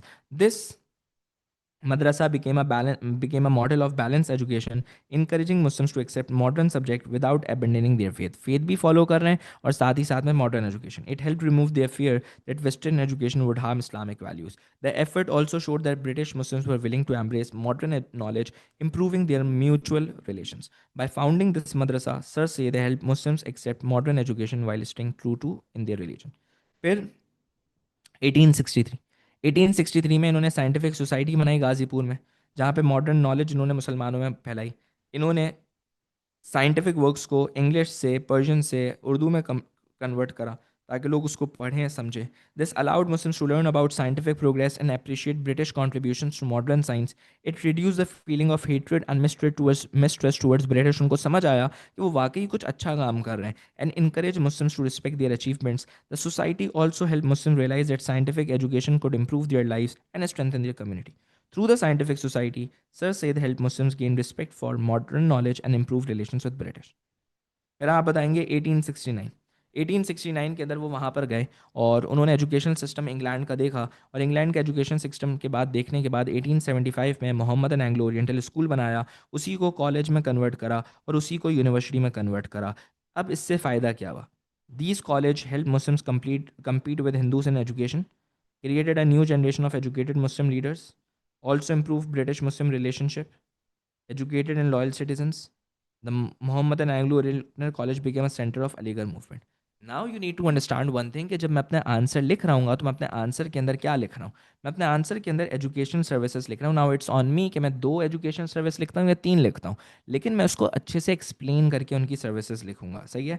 1886 में मोहम्मदन एजुकेशनल कॉन्फ्रेंसेज हुई जिसके अंदर एजुकेशनल रिफॉर्म को फैलाने की बात होती थी, एनुअली मीटिंग्स होती थी, मुसलमानों की एजुकेशन को देखा जाता था, स्कूल्स को फैलाने की बात होती थी, और इससे मुसलमान काफ़ी ज़्यादा यूनाइट होते थे for western ideas, for western culture, for western literature और सारी चीज़ों को सीखने के लिए। तो ये भी एक बहुत अच्छी चीज़ थी। अब आपने एजुकेशनल सर्विसेज में से कोई भी 2 या 3 बातें उनकी बता सकते हो, कोई भी 2 या 3। सही है। एक आपने टू नेशन थ्योरी की बता दी, 2 या 3 एजुकेशन की बता दी। फिर आपने बताया कि रिलेशनशिप। सबसे पहली चीज़ आप बताएंगे कि उन्होंने तबीनुल कलाम लिखी, और तबीनुल कलाम क्यों लिखी? टू रिमूव मिसअंडरस्टैंडिंग, सिमिलैरिटीज़ बताने के लिए बिटवीन इस्लाम एंड क्रिश्चियनिटी, और वो चाहते थे कि एक पॉजिटिव एटीट्यूड टुवर्ड्स ब्रिटिश और म्यूचुअल रिस्पेक्ट है। सर सैयद ने फिर ये भी रियलाइज़ करा कि उधर बहुत सारी ऐसी टीचिंग्स हैं जो प्रॉफिट के ऊपर गलत लिखी हुई है, तो he wrote his own book to present the true teachings of Islam and the noble character of the profit.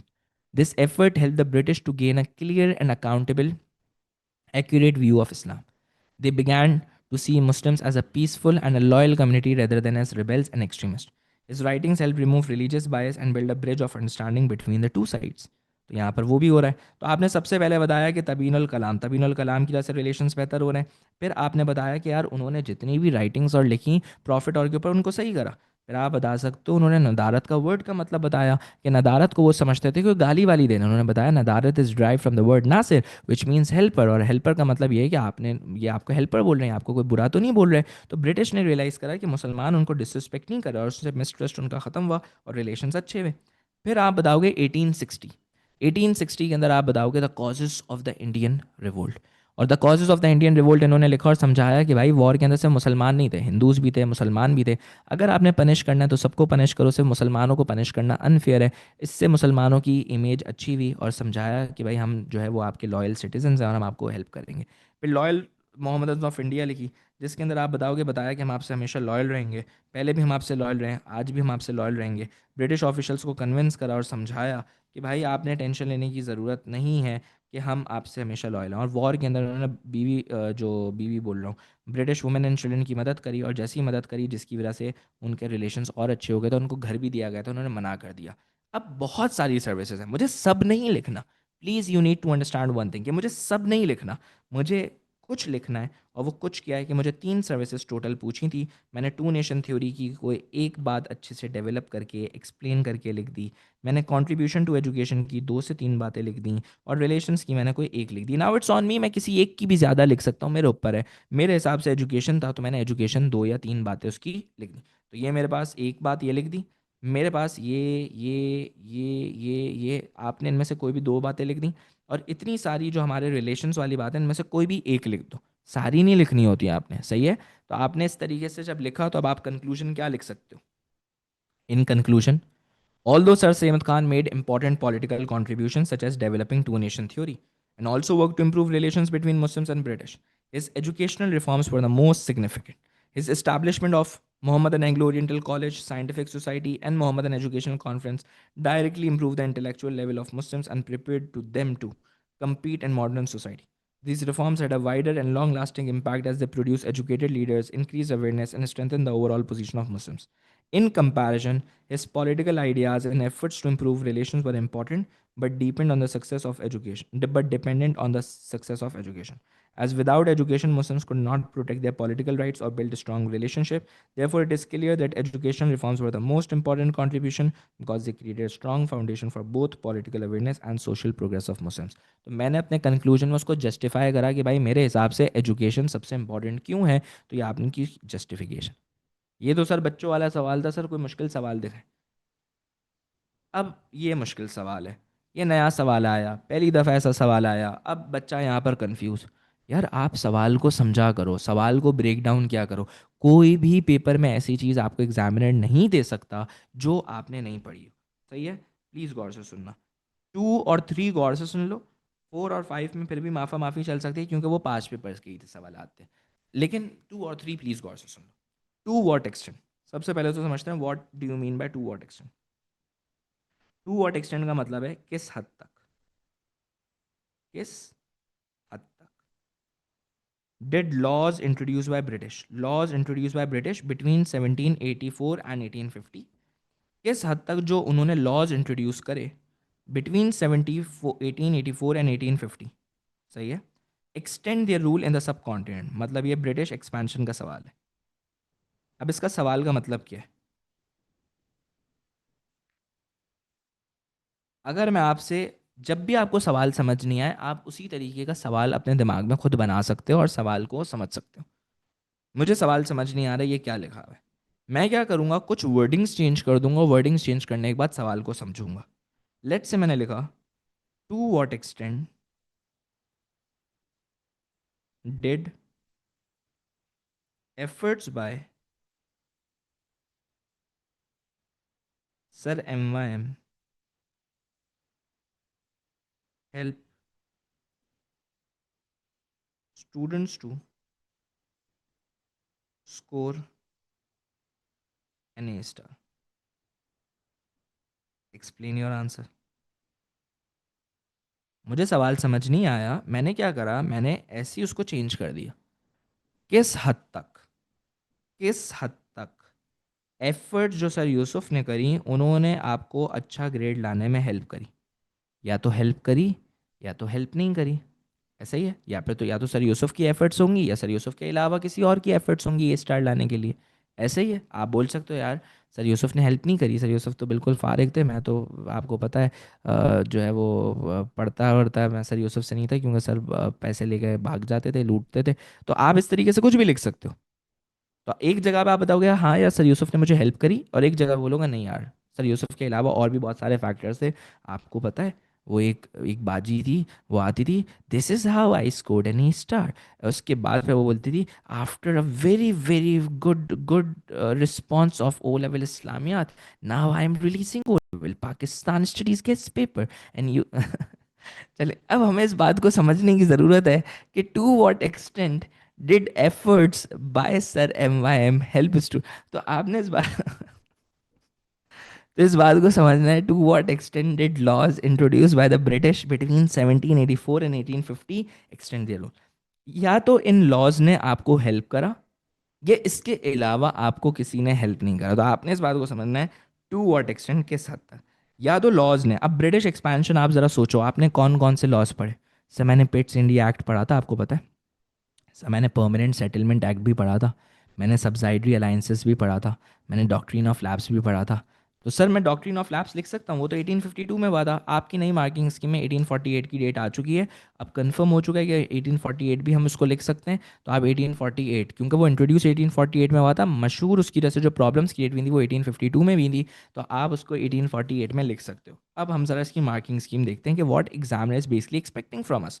तो हमने सवाल को समझा, और सवाल में बोला हुआ है किस हद तक जो ब्रिटिश ने लॉज इंट्रोड्यूस करे उसकी वजह से उन्होंने एक्सटेंड करा। किसी और भी वजूहत की वजह से एक्सटेंड कर सकते हैं। तो आपने बोला हाँ यार इन्हीं लॉज की वजह से। क्या आपने पिट्स इंडिया एक्ट ऑफ 1784 पढ़ा हुआ है? जी सर पढ़ा हुआ है, तो आपने लिख देना है।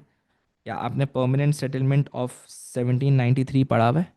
जी सर मैंने पढ़ा हुआ है। लॉर्ड वेल्सली आपके पास सब्सिडायरी अलाइंसेस साइन करते थे, पढ़ा हुआ है? जी सर पढ़ा हुआ है। डॉक्ट्रिन ऑफ लैब्स पढ़ा हुआ है? पढ़ा हुआ है। आप लॉज लिखोगे, और लॉज के अलावा और रीजंस क्या हैं? सर सिर्फ लॉज की वजह से उन्होंने एक्सटेंड नहीं करा, और भी रीजंस हैं, आपको पता है और भी रीजंस हैं। और भी रीजंस ये हैं कि ब्रिटिश की आर्मी अच्छी थी, ब्रिटिश के पास जो है वो हमारे अंदर यूनिटी नहीं थी, फिर उन्होंने बंगाल को प्रॉपर्ली एक्सप्लॉइट कर दिया था। तो भाई सवाल ब्रिटिश एक्सपेंशन का था, सिर्फ सवाल करने का अंदाज थोड़ा सा लगता, वरना वो कैसे सवाल करते थे, was the India Act of 1784 the main reason why British were able to expand. एक तो ये सवाल आता था, was the India Act of 1784 the main reason why British were able to extend beyond Bengal, या कुछ इस तरीके का सवाल आता था। और फिर इन्होंने थोड़ा सा वर्डिंग्स चेंज कर दी, किस हद तक लॉस की वजह से उन्होंने एक्सटेंड करा। तो पहले आपने लॉस बताए, और लॉस के अलावा आपने अदर रीजंस बताए। अब आप कैसे आंसर लिखोगे? आंसर में कुछ चेंज थोड़ी आया है, बस आंसर का लिखने का अंदाज थोड़ा सा अलग हो जाएगा। तो आपकी एक साइड हो गई लॉस के ऊपर, और दूसरी साइड किसके ऊपर हो गई? अदर रीजंस के ऊपर। 1784 में, आप प्लीज गौर से सुन लो, ब्रिटिश किस किस वजूहात की वजह से एक्सटेंड होने में कामयाब हुआ। 1784 में ब्रिटिश पार्लियामेंट एक एक्ट निकालता है जिसको हम पिट्स इंडिया एक्ट कहते हैं, जो कि विलियम पिट्स ने निकाला। इसके अंदर इंडियन को ये क्लियरली इस एक्ट के अंदर कहा गया कि ब्रिटिश गवर्नमेंट के पास अब अथॉरिटी है। न्यू बोर्ड ऑफ कंट्रोल आपके पास आया, जिसके अंदर 6 मेंबर्स आपके नए आए। 1786 के अंदर ये कहा गया कि हमारे पास 1784 में लॉ आया, उसके अंदर ये कहा गया कि भाई अब जो गवर्नर जनरल होगा उसका रॉयल अपॉइंटमेंट होगा, और लॉर्ड कॉर्नवालिस का भी हमारे पास रॉयल अपॉइंटमेंट हुआ। जो भी गवर्नर जनरल होगा उसकी मदद के लिए 3 गवर्नर्स होंगे, एक कलकत्ता का, एक मद्रास का, एक बॉम्बे का, और एक कमांडर इन चीफ होगा। और उसके बाद एक पुलिस सिस्टम इंट्रोड्यूस किया जाएगा ताकि लॉ एंड ऑर्डर को मेंटेन किया जा सके। तो पहले तो आपने पूरा पिट्स इंडिया एक्ट बताया, पिट्स इंडिया एक्ट 1784 में आया, जी सर 1784 में आया। उसके बाद आपने बताया कि ब्रिटिश पार्लियामेंट ने क्या करा, ये इंडिया एक्ट निकाला जिसको हम कहते हैं पिट्स इंडिया एक्ट। किसने निकाला? विलियम पिट्स ने निकाला, फैक्चुअल बात। इन्होंने, आप बताओगे कि ब्रिटिश गवर्नमेंट को अथॉरिटी डायरेक्ट कर दी। न्यू बोर्ड ऑफ कंट्रोल आया 6 मेंबर्स का। फिर आप बताएंगे कि 1786 में Lord Cornwallis was appointed as governor general with authority over the presidencies of Calcutta, supported by governors and commander in chief. ये आपने सारी बातें बता दी। अब इससे फ़ायदा क्या हुआ? इससे फ़ायदा ये हुआ कि आप ये बात बताओगे, This act gave the British government firm control over India, reducing the East Company to a subordinate rule. By controlling revenue, administration and military power, the crown gained direct influence. मतलब British government के पास direct influence आ गई. The introduction of new administrative and policing system helped Britain consolidate authority. उनकी authority consolidate हुई, उनके पास control रहा, and ensured that no Indian resistance could challenge their growing power. For Indians, this meant that their land and resources were now firmly under British political rule, with no room to resist decisions made in London. Pitt's India Act was a success because it expanded British government authority in India, restricted the company's independence, and marked a decisive step towards British rule, while Indians were unable to resist this consolidation of power. अब obviously आपने इतना develop करके नहीं लिखना होगा, इतना बड़ा आप आंसर नहीं लिख सकते हो, तो आप सिंपल से बताओगे कि 1784 में एक एक्ट आया जिसका नाम था पिट्स इंडिया एक्ट, जो कि विलियम पिट्स ने निकाला, और इसके अंदर कहा कि ब्रिटिश गवर्नमेंट की डायरेक्ट अथॉरिटी होगी. साथ ही साथ में ये भी कहा कि हमारे पास लॉर्ड कॉर्नवेलिस जो है वो हमारे पास जो है वो गवर्नर जनरल की पोस्ट पाएंगे. उनकी मदद करने के लिए 3 गवर्नर्स होंगे जो कि कलकत्ता, मद्रास एंड बॉम्बे के होंगे. उनके पास पुलिस सिस्टम होगा, एक कमांडर इन चीफ होगा, जिसकी वजह से उन्होंने एडमिनिस्ट्रेशन अपनी इतनी बेहतर कर ली कि अब वो ईजिली अपना कंट्रोल बढ़ा रहे हैं, और इंडियंस की वाट लग रही है, और इंडियंस उनको रेजिस्ट करने में नाकाम हो जाएंगे, और ब्रिटिश अपने आप को एक्सपैंड करने में कामयाब हो जाएगा. तो आपने एक लॉ को एक्सप्लेन करा. दूसरा सर, 1793 में गवर्नर जनरल लॉर्ड कॉर्नवेलिस ने एक एक्ट निकाला, परमानेंट सेटलमेंट. इसके अंदर आप बताओगे ज़मींदार्स को जो है वो ऑफिशियल लैंड ओनर्स में कन्वर्ट किया गया, और उनको एक फिक्स्ड एनुअल सम पे करना पड़ता था ब्रिटिश गवर्नमेंट को, तकरीबन 10%. आप बताओगे इसकी वजह से होता यह था कि ईस्ट इंडिया कंपनी के पास अच्छा खासा पैसा आ रहा है, और आप बताओगे कि बंगाल आपके पास एक वेल्थियस्ट प्रोविंस था, और वो सारा पैसा कंपनी के पास आ रहा है, और जो पैसा हमारे पास आ रहा है तो वो अपनी आर्मी को और अपनी एडमिनिस्ट्रेशन को बेहतर करते थे. जिसकी वजूहत की तरह से आप बताओगे this arrangement weakened local autonomy and tied Bengal's economy formally to British authority. Permanent settlement was a success for British, क्योंकि इससे उनके पास काफ़ी पैसा आ रहा है, उनकी इकॉनमी का पॉलिटिकल कंट्रोल बेहतर हो रहा है, और इंडियंस अब उनको रोक नहीं पाएंगे क्योंकि उनकी फोर्सेस इतनी स्ट्रांग हैं कि वो इजीली एक्सपैंड होना शुरू रहेंगे, क्योंकि परमानेंट सेटलमेंट में उनके पास पैसा आ रहा था. फिर आप बता सकते हैं कि ब्रिटिश डिप्लोमेटिक एक्सपर्ट्स थे. ब्रिटिश बहुत ही डिप्लोमेटिक और चालाक लोग थे. आप बताओगे कि हमारे पास लॉर्ड वेल्सली ने 1798 के अंदर एक अलायंस सिस्टम लेकर आए, सब्सिडायरी अलायंसेस. वो क्या करते थे, वो बोलते थे कि भाई आप हमारी साइड पर आ जाओ. तो होता ये था कि बेसिकली वो सरेंडर करने का बोलते थे, और बोलते थे कि आप हमारी साइड पर आ जाओ. British promise protection from internal revolts and external threats. तो रूलर्स क्या करते थे, रूलर्स जितने भी थे वो ब्रिटिश की साइड पर आ जाते थे, और इस तरीके से ब्रिटिश एक्सटैंड करने में कामयाब हो जाता था without fighting costly Wars. By binding rulers to British interest, India became politically fragmented and local rulers lost their independence. सारे local rulers इनके हाथ में आ गए और सारी जगह इनके कंट्रोल में आने लगी. India Many rulers accepted these terms, making it easier for the British to dominate the subcontinent. Indian resistance fail हो गई. British cleverly expand their power by using alliances, diplomacy and manipulation rather than just force. तो पहली चीज़ उनकी policy क्या है sir, पहली policy है Pitt's India act. दूसरा क्या है, परमानेंट सेटलमेंट. और सर तीसरा है सब्सिडायरी अलायंसेस. चालाकी से सबको अपनी तरफ कर लेते थे और सब इनको सपोर्ट करते थे. सर और भी तो रीजंस है. तो आपने अच्छा, अगर किसी बच्चे को लॉ एक ही आता है, उसने एक लॉ लिख दिया, एक लॉ लिखने के बाद वो अदर रीजंस बता दे एक्सपेंशन के. और अगर उसको एक लॉ भी नहीं आता, लेट्स से उसको परमानेंट सेटलमेंट भी नहीं आता, पिट्स इंडिया एक्ट भी नहीं आता, वो सिर्फ ब्रिटिश एक्सपेंशन के कोई भी 3 रीजंस भी बता देगा, तो उसको 14 में से 9 नंबर मिल जाएंगे. कोई भी 3 reasons, lack of unity, British की वो, तो भाई रोना नहीं होता पेपर में जाके, ओ सर मैंने नहीं पढ़ा. कुछ भी लिख कर आओ, कुछ भी लिख कर आओ. टॉपिक है ना, टॉपिक के 2 व्यूज़ हैं. इस सवाल को आपने 2 हिस्सों में तोड़ा. To what extent did laws introduce. तो एक व्यू है कि हाँ यार लॉस की वजह से ब्रिटिश ने एक्सपेंड करा, और एक व्यू है कि नहीं, अदर रीजंस की वजह से ब्रिटिश ने एक्सटेंड करा. अब अगर आप सिर्फ लॉज लिखोगे तो लेवल 3, सिर्फ अदर रीजंस लिखोगे तो भी लेवल 3. लेकिन अगर लॉज भी अपने आंसर में लिखते हो और अदर रीजंस भी लिखते हो, तो आप कौन से लेवल पे चले जाओगे, लेवल 4 पे. अच्छा अब हमारे पास है अदर रीजन. अच्छा अब आपके ऊपर है कि आप लॉज एक लिखो, अदर रीजन तीन लिख दो, या लॉज 3 लिखो और अदर रीजन एक लिख दो. उसके बाद आप बताओगे बैटल ऑफ बक्सर के बाद ईस्ट इंडिया कंपनी के पास दीवानी राइट से बंगाल, बिहार और उड़ीसा के, जिससे उनके पास अच्छा खासा पैसा आता था. और आप ये बात बताएंगे कि how ever this grid and mismanagement created serious problem. Famine आया, उन्होंने लोगों का बिल्कुल ख्याल नहीं रखा. फिर आप बताएंगे एक रेगुलेटिंग एक्ट आया. रेगुलेटिंग एक्ट के अंदर ब्रिटिश गवर्नमेंट ने डायरेक्ट कंट्रोल लिया और उनको एक रिपोर्टिंग सिस्टम बनाकर भेजना पड़ता था, जिसकी वजूहत की वजह से आप बताओगे कि बंगाल जो है वो अच्छा खासा उनको कमा के दे रहा है, और बंगाल का अच्छा खासा पैसा इनके पास आ रहा है. By making the EIC answerable to parliament. Parliament मतलब ब्रिटिश गवर्नमेंट को आपने जवाब देना है कि आप क्या कर रहे हो इंडिया के अंदर, जिसकी वजह से आप बताओगे उनकी ग्रिप और अच्छी हो गई. marking this shift from company rule to direct British oversight. For Indians, however, this was a failure of resistance as they could not stop British exploitation. Instead, they suffered from poverty, famine, and corruption while British consolidate power. British अपनी power बढ़ा रहा है और British जब बंगाल को लूटे जा रहे हैं, लूटे जा रहे हैं, लूटे जा रहे हैं, और साथ ही साथ में आप बताओगे कि उनके खिलाफ एक रेगुलेटिंग एक्ट आया 1773 में, जिसमें कहा गया कि आपने ब्रिटिश गवर्नमेंट को सारी न्यूज़ देनी है, क्या हो रहा है, कैसे हो रहा है, किस तरीके से हो रहा है। उसके बाद सर इंडस्ट्रियल रेवोल्यूशन, आप बताओगे इंडस्ट्रियल रेवोल्यूशन की वजह से ब्रिटिश के पास अच्छा खासा वास्ट मटेरियल और सारी चीज़ें चाहिए थी।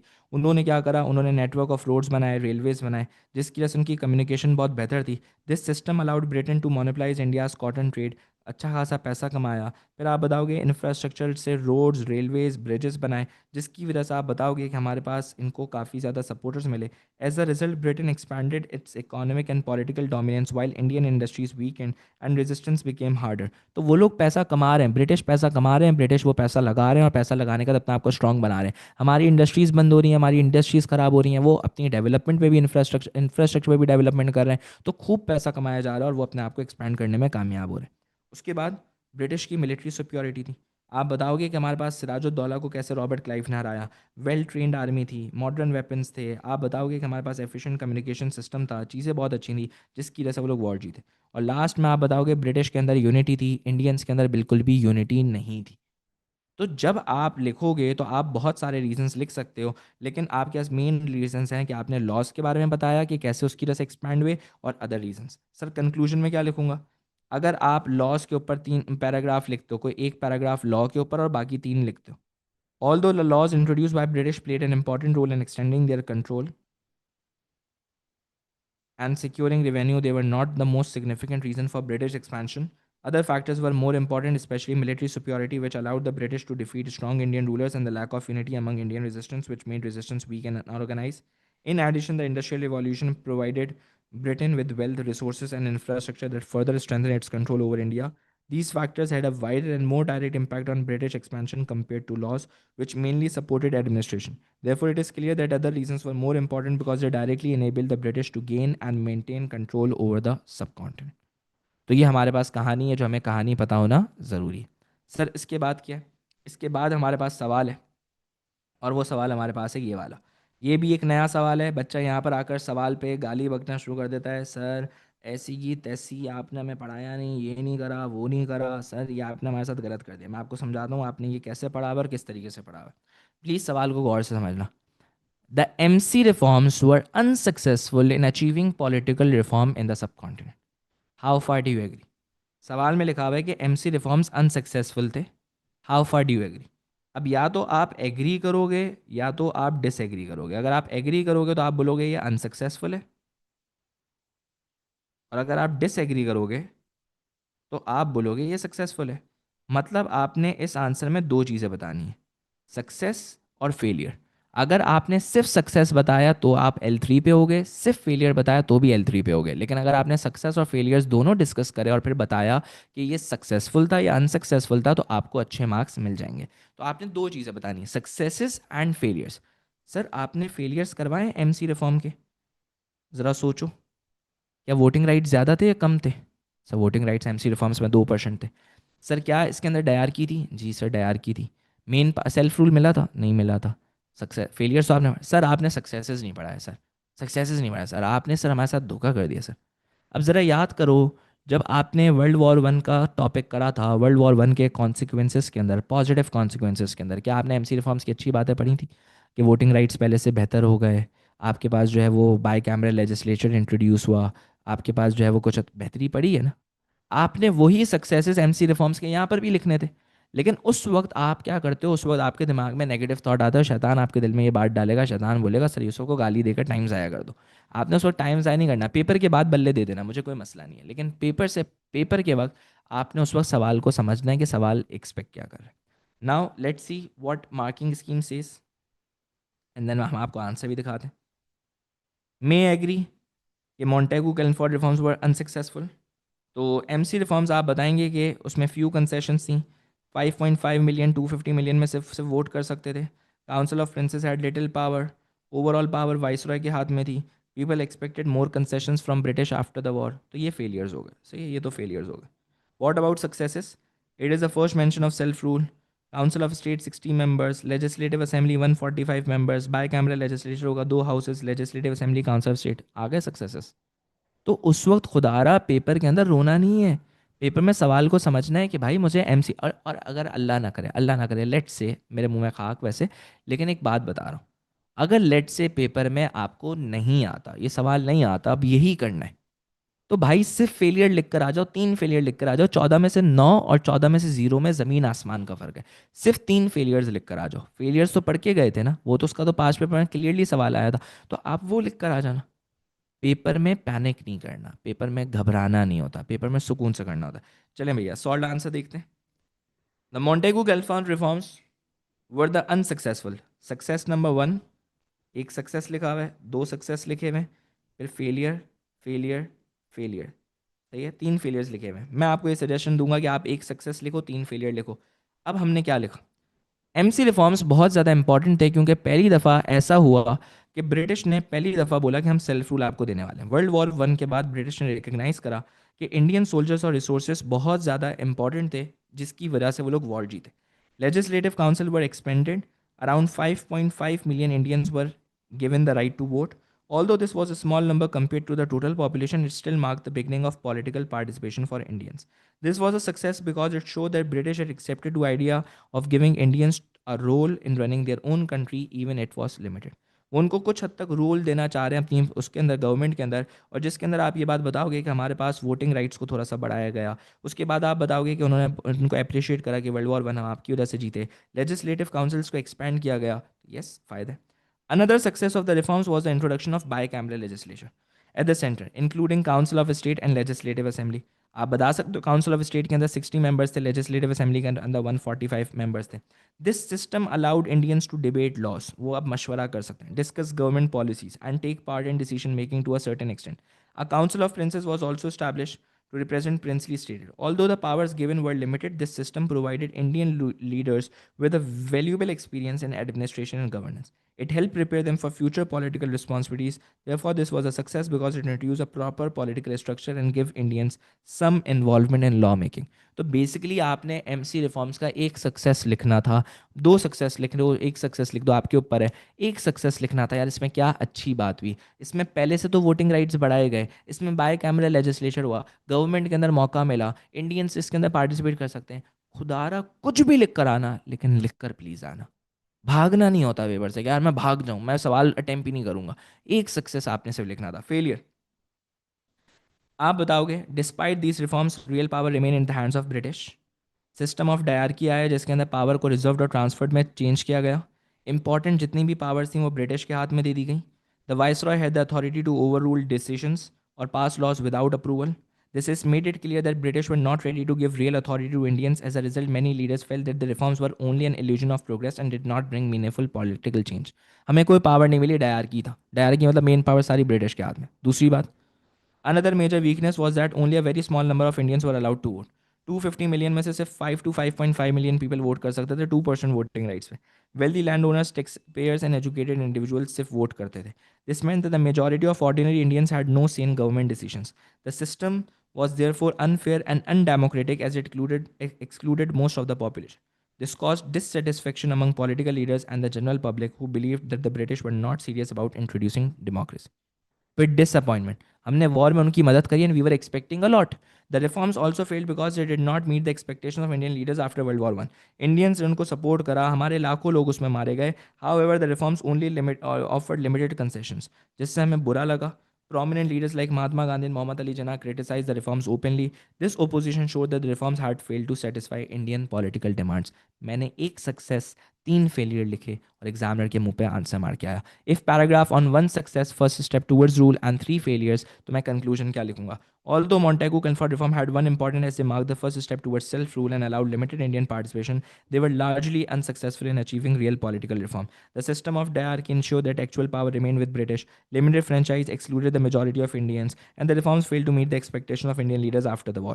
These failures were more significant because they showed that British were not willing to transfer the real authority, which led to the widespread dissatisfaction and criticism. Therefore, it is clear that the reforms were unsuccessful overall because the failures had a great and more lasting impact than the limited success. तो I hope आपको ये सवाल समझ आया होगा, और आपको सवाल समझ आया होगा कि कुछ भी पेपर में नया आ जाए, पास पेपर से ना आए, कुछ भी आ जाए, सवाल को पढ़ना है, ब्रेक डाउन करना और करना। सर आप इसके जल्दी से मुझे 4 मार्क्स करवा दें, और दो 14 मार्क की रिकॉर्डिंग, और जो पिछले 14 मार्क की रिकॉर्डिंग है, 6 14 मार्क की रिकॉर्डिंग की तीसरी रिकॉर्डिंग आएगी जिसे मैं आऊँगा। 4 मार्क प्लीज़ सुन के चले जाओ। उसके बाद मुझे पता है बच्चे भी जो है ना वो दिल में गालियाँ बक रहे हैं, मुझे पता है एनर्जी डाउन हो रही होगी, लेकिन प्लीज़ इसको समझो। Describe what happened at battle of Plassey. 4 mark का सवाल है। बैटल ऑफ प्लेसी 1757 में भी रॉबर्ट क्लाइव और नवाब सिराजुद्दौला नवाब ऑफ बंगाल के दरमियान में भी क्लाइव अपनी फोर्सेस लेकर आए। की रीज़न जो हमारे पास सक्सेस का था वो ये था कि क्लाइव ने मीर जाफ़र जो उसका ख़ास बंदा था, रॉब उसका नवाब सिराजुद्दौला का, उसको अपनी साइड पे कर लिया था। ड्यूरिंग बैटल क्लाइव ने जो है वो रेन से अपने सारे कैनन्स और को प्रोटेक्ट कर लिया था। नवाब की फोर्सेस जो है वो हमारे पास, आप बताएंगे कि हमारे पास काफ़ी ज़्यादा लॉसेस हुए, और इस बैटल के अंदर आप बताओगे सिराजुद्दौला जो है वो हमारे पास मार दिया जाता है इसके अंदर, और बंगाल ब्रिटिश के अंडर आ गया। कोई भी 4 बातें लिख दूंगा, बैटल ऑफ प्लेसी के 4 मार्क्स मिल जाएंगे। क्या मुश्किल सवाल आया बैटल ऑफ प्लेसी? अब आप पता नहीं क्या क्या अभी आपके पास, अभी मैं आपको बता रहा हूँ ना, अभी आपको डिफरेंट ग्रुप से क्या क्या आएगा। आपको बोला जाएगा ये कर लो वो कर लो। मैं आपको ये लेटेस्ट पेपर दिखा रहा हूँ, आप लेटेस्ट पेपर देखो, 4 मार्क में कुछ मुश्किल नहीं आएगा, लेकिन सबको अपना मंजन बेचना है, थोड़ी सी अटेंशन सीख करनी है, तो वो आपको जान पूछ के 4 मार्क का कुछ मुश्किल आपको भेजेंगे। आप ये क्या हो गया, संडी यूसुफ ने तो पढ़ाया नहीं, ये क्या हो गया। सही है, तो प्लीज़ खुदा रहा, describe the outcomes of the Shimla conference in 1945। Shimla conference 1945 के आउटकम्स आपने बताना है कि इसमें क्या हुआ। वेविल ने बोला कि एग्जीक्यूटिव काउंसिल होगी एग्जिस्टिंग कॉन्स्टिट्यूशन के अंदर until a new one could be agree. इसके अंदर इंडियन होंगे एक्सेप्ट फॉर द वाइस, मतलब सारे इंडियंस होंगे एक्सेप्ट फॉर द वाइस राय। और आप बताएंगे इसके अंदर इक्वल नंबर ऑफ मुस्लिम्स और हिंदूज होंगे। मोस्ट पार्टीज़ ने एग्री करा, लेकिन आप बताएंगे कि हमारे पास मोहम्मद अली जिन्ना साहब ने कहा कि मुसलमान तो माइनॉरिटी में रहेंगे, तो आप अगर हमें सीट्स दे रहे हो तो सारी की सारी सीट्स कहाँ से नॉमिनेट होनी चाहिए, AIML से। लेकिन हमें 4 सीट्स की गारंटी मिलती है, और जब 4 सीट्स की गारंटी मिलती है तो शिमला कॉन्फ्रेंस हमारी फेल हो जाती है। शिमला कॉन्फ्रेंस आपको याद होगा 1945 में भी लॉर्ड वेविल साहब ने करवाई। इस लॉर्ड वेविल साहब ने यहाँ पर क्या बोला, इसने क्लियरली यहाँ पर बोला कि भाई हम जो है वो 14 मेंबर्स होंगे, जिसमें से 5 सीट्स मुसलमानों की, 5 हिंदूज़ की, 2 आपके पास स्केड्यूल कास्ट की, एक क्रिश्चियन की, एक सिख की, ये हमारे पास होगी। सही है। जिन्हा ने बोला कि भाई आप मुझे 5 की 5 AIML से दो। उन्होंने बोला भाई ऐसा नहीं हो सकता, हम आपको 4 दे सकते हैं, एक खिजर हयात तवाना को देंगे, बट इट फेल। आपने आउटकम्स पे फोकस करना था कि क्या बातें हुई और क्या आउटकम आया, ये फेल हो गए। सही है। तो ये आपके पास कुछ मुश्किल आया, आउट ऑफ सिलेबस आया, कुछ भी आउट ऑफ सिलेबस नहीं आएगा। उसके बाद एक और 4 मार्क ज़रा देखो। Describe the terms of the 1956 constitution. Constitution का पूरा टॉपिक आप लोगों को करवाया हुआ है, 1956 का कॉन्स्टिट्यूशन आया, इसमें आपने टर्म्स बतानी है। सर 1956 के कॉन्स्टिट्यूशन में पाकिस्तान का नाम इस्लामिक रिपब्लिक ऑफ पाकिस्तान हुआ। ऑल सिटीजन्स इक्वल होंगे। प्रेसिडेंट मुसलमान होना चाहिए और तकरीबन 40 साल का होना चाहिए। प्रेसिडेंट जब हमारे पास सेलेक्ट होगा तो प्रेसिडेंट किसी को भी हटा सकता है, प्रेसिडेंट की पावर सबसे ज़्यादा होगी। उसके बाद आप बताओगे 2 टर्म से ज़्यादा वो सर्व नहीं कर सकता। इक्वल रिप्रेजेंटेशन होगी ईस्ट एंड वेस्ट पाकिस्तान में। 1 यूनिट स्कीम में ये बात कही गई थी कि ईस्ट एंड वेस्ट की इक्वल सीट्स होंगी, जो कि अप्लाई हुई थी 1956 के कॉन्स्टिट्यूशन में। और उसके बाद आप बताएंगे कि हमारे पास ये सारी चीज़ें हमारे पास हैं, कि ये कहानी हमें पता होनी चाहिए। उसके बाद हमारे पास लास्ट सवाल जो 4 मार्क का है, और वो भी आप सवाल देख लो। वो सवाल क्या है? Describe the meeting between president Ziaul Haq and prime minister Rajiv Gandhi in February 1987। आपको क्रिकेट डिप्लोमेसी के नाम से मैंने टॉपिक कराया हुआ है कि हम लोग एक टेस्ट मैच देखने गए थे, और टेस्ट मैच के अंदर क्या होता है कि टेस्ट मैच के अंदर हमारे पास जियाउल हक बैटिंग करने चले जाएंगे। नहीं बेटा, बैटिंग क्यों करने जाएंगे? Meeting between Mohammad Ziaul Haq and Rajiv Gandhi took place in February 1987। एक टेस्ट मैच हो रहा होता है, आपको पता होगा कहाँ पर हो रहा होता है, जयपुर के अंदर हो रहा होता है। आप बताओगे ये होता इस तरीके से कि during the meeting they discuss important issues of concern between two countries.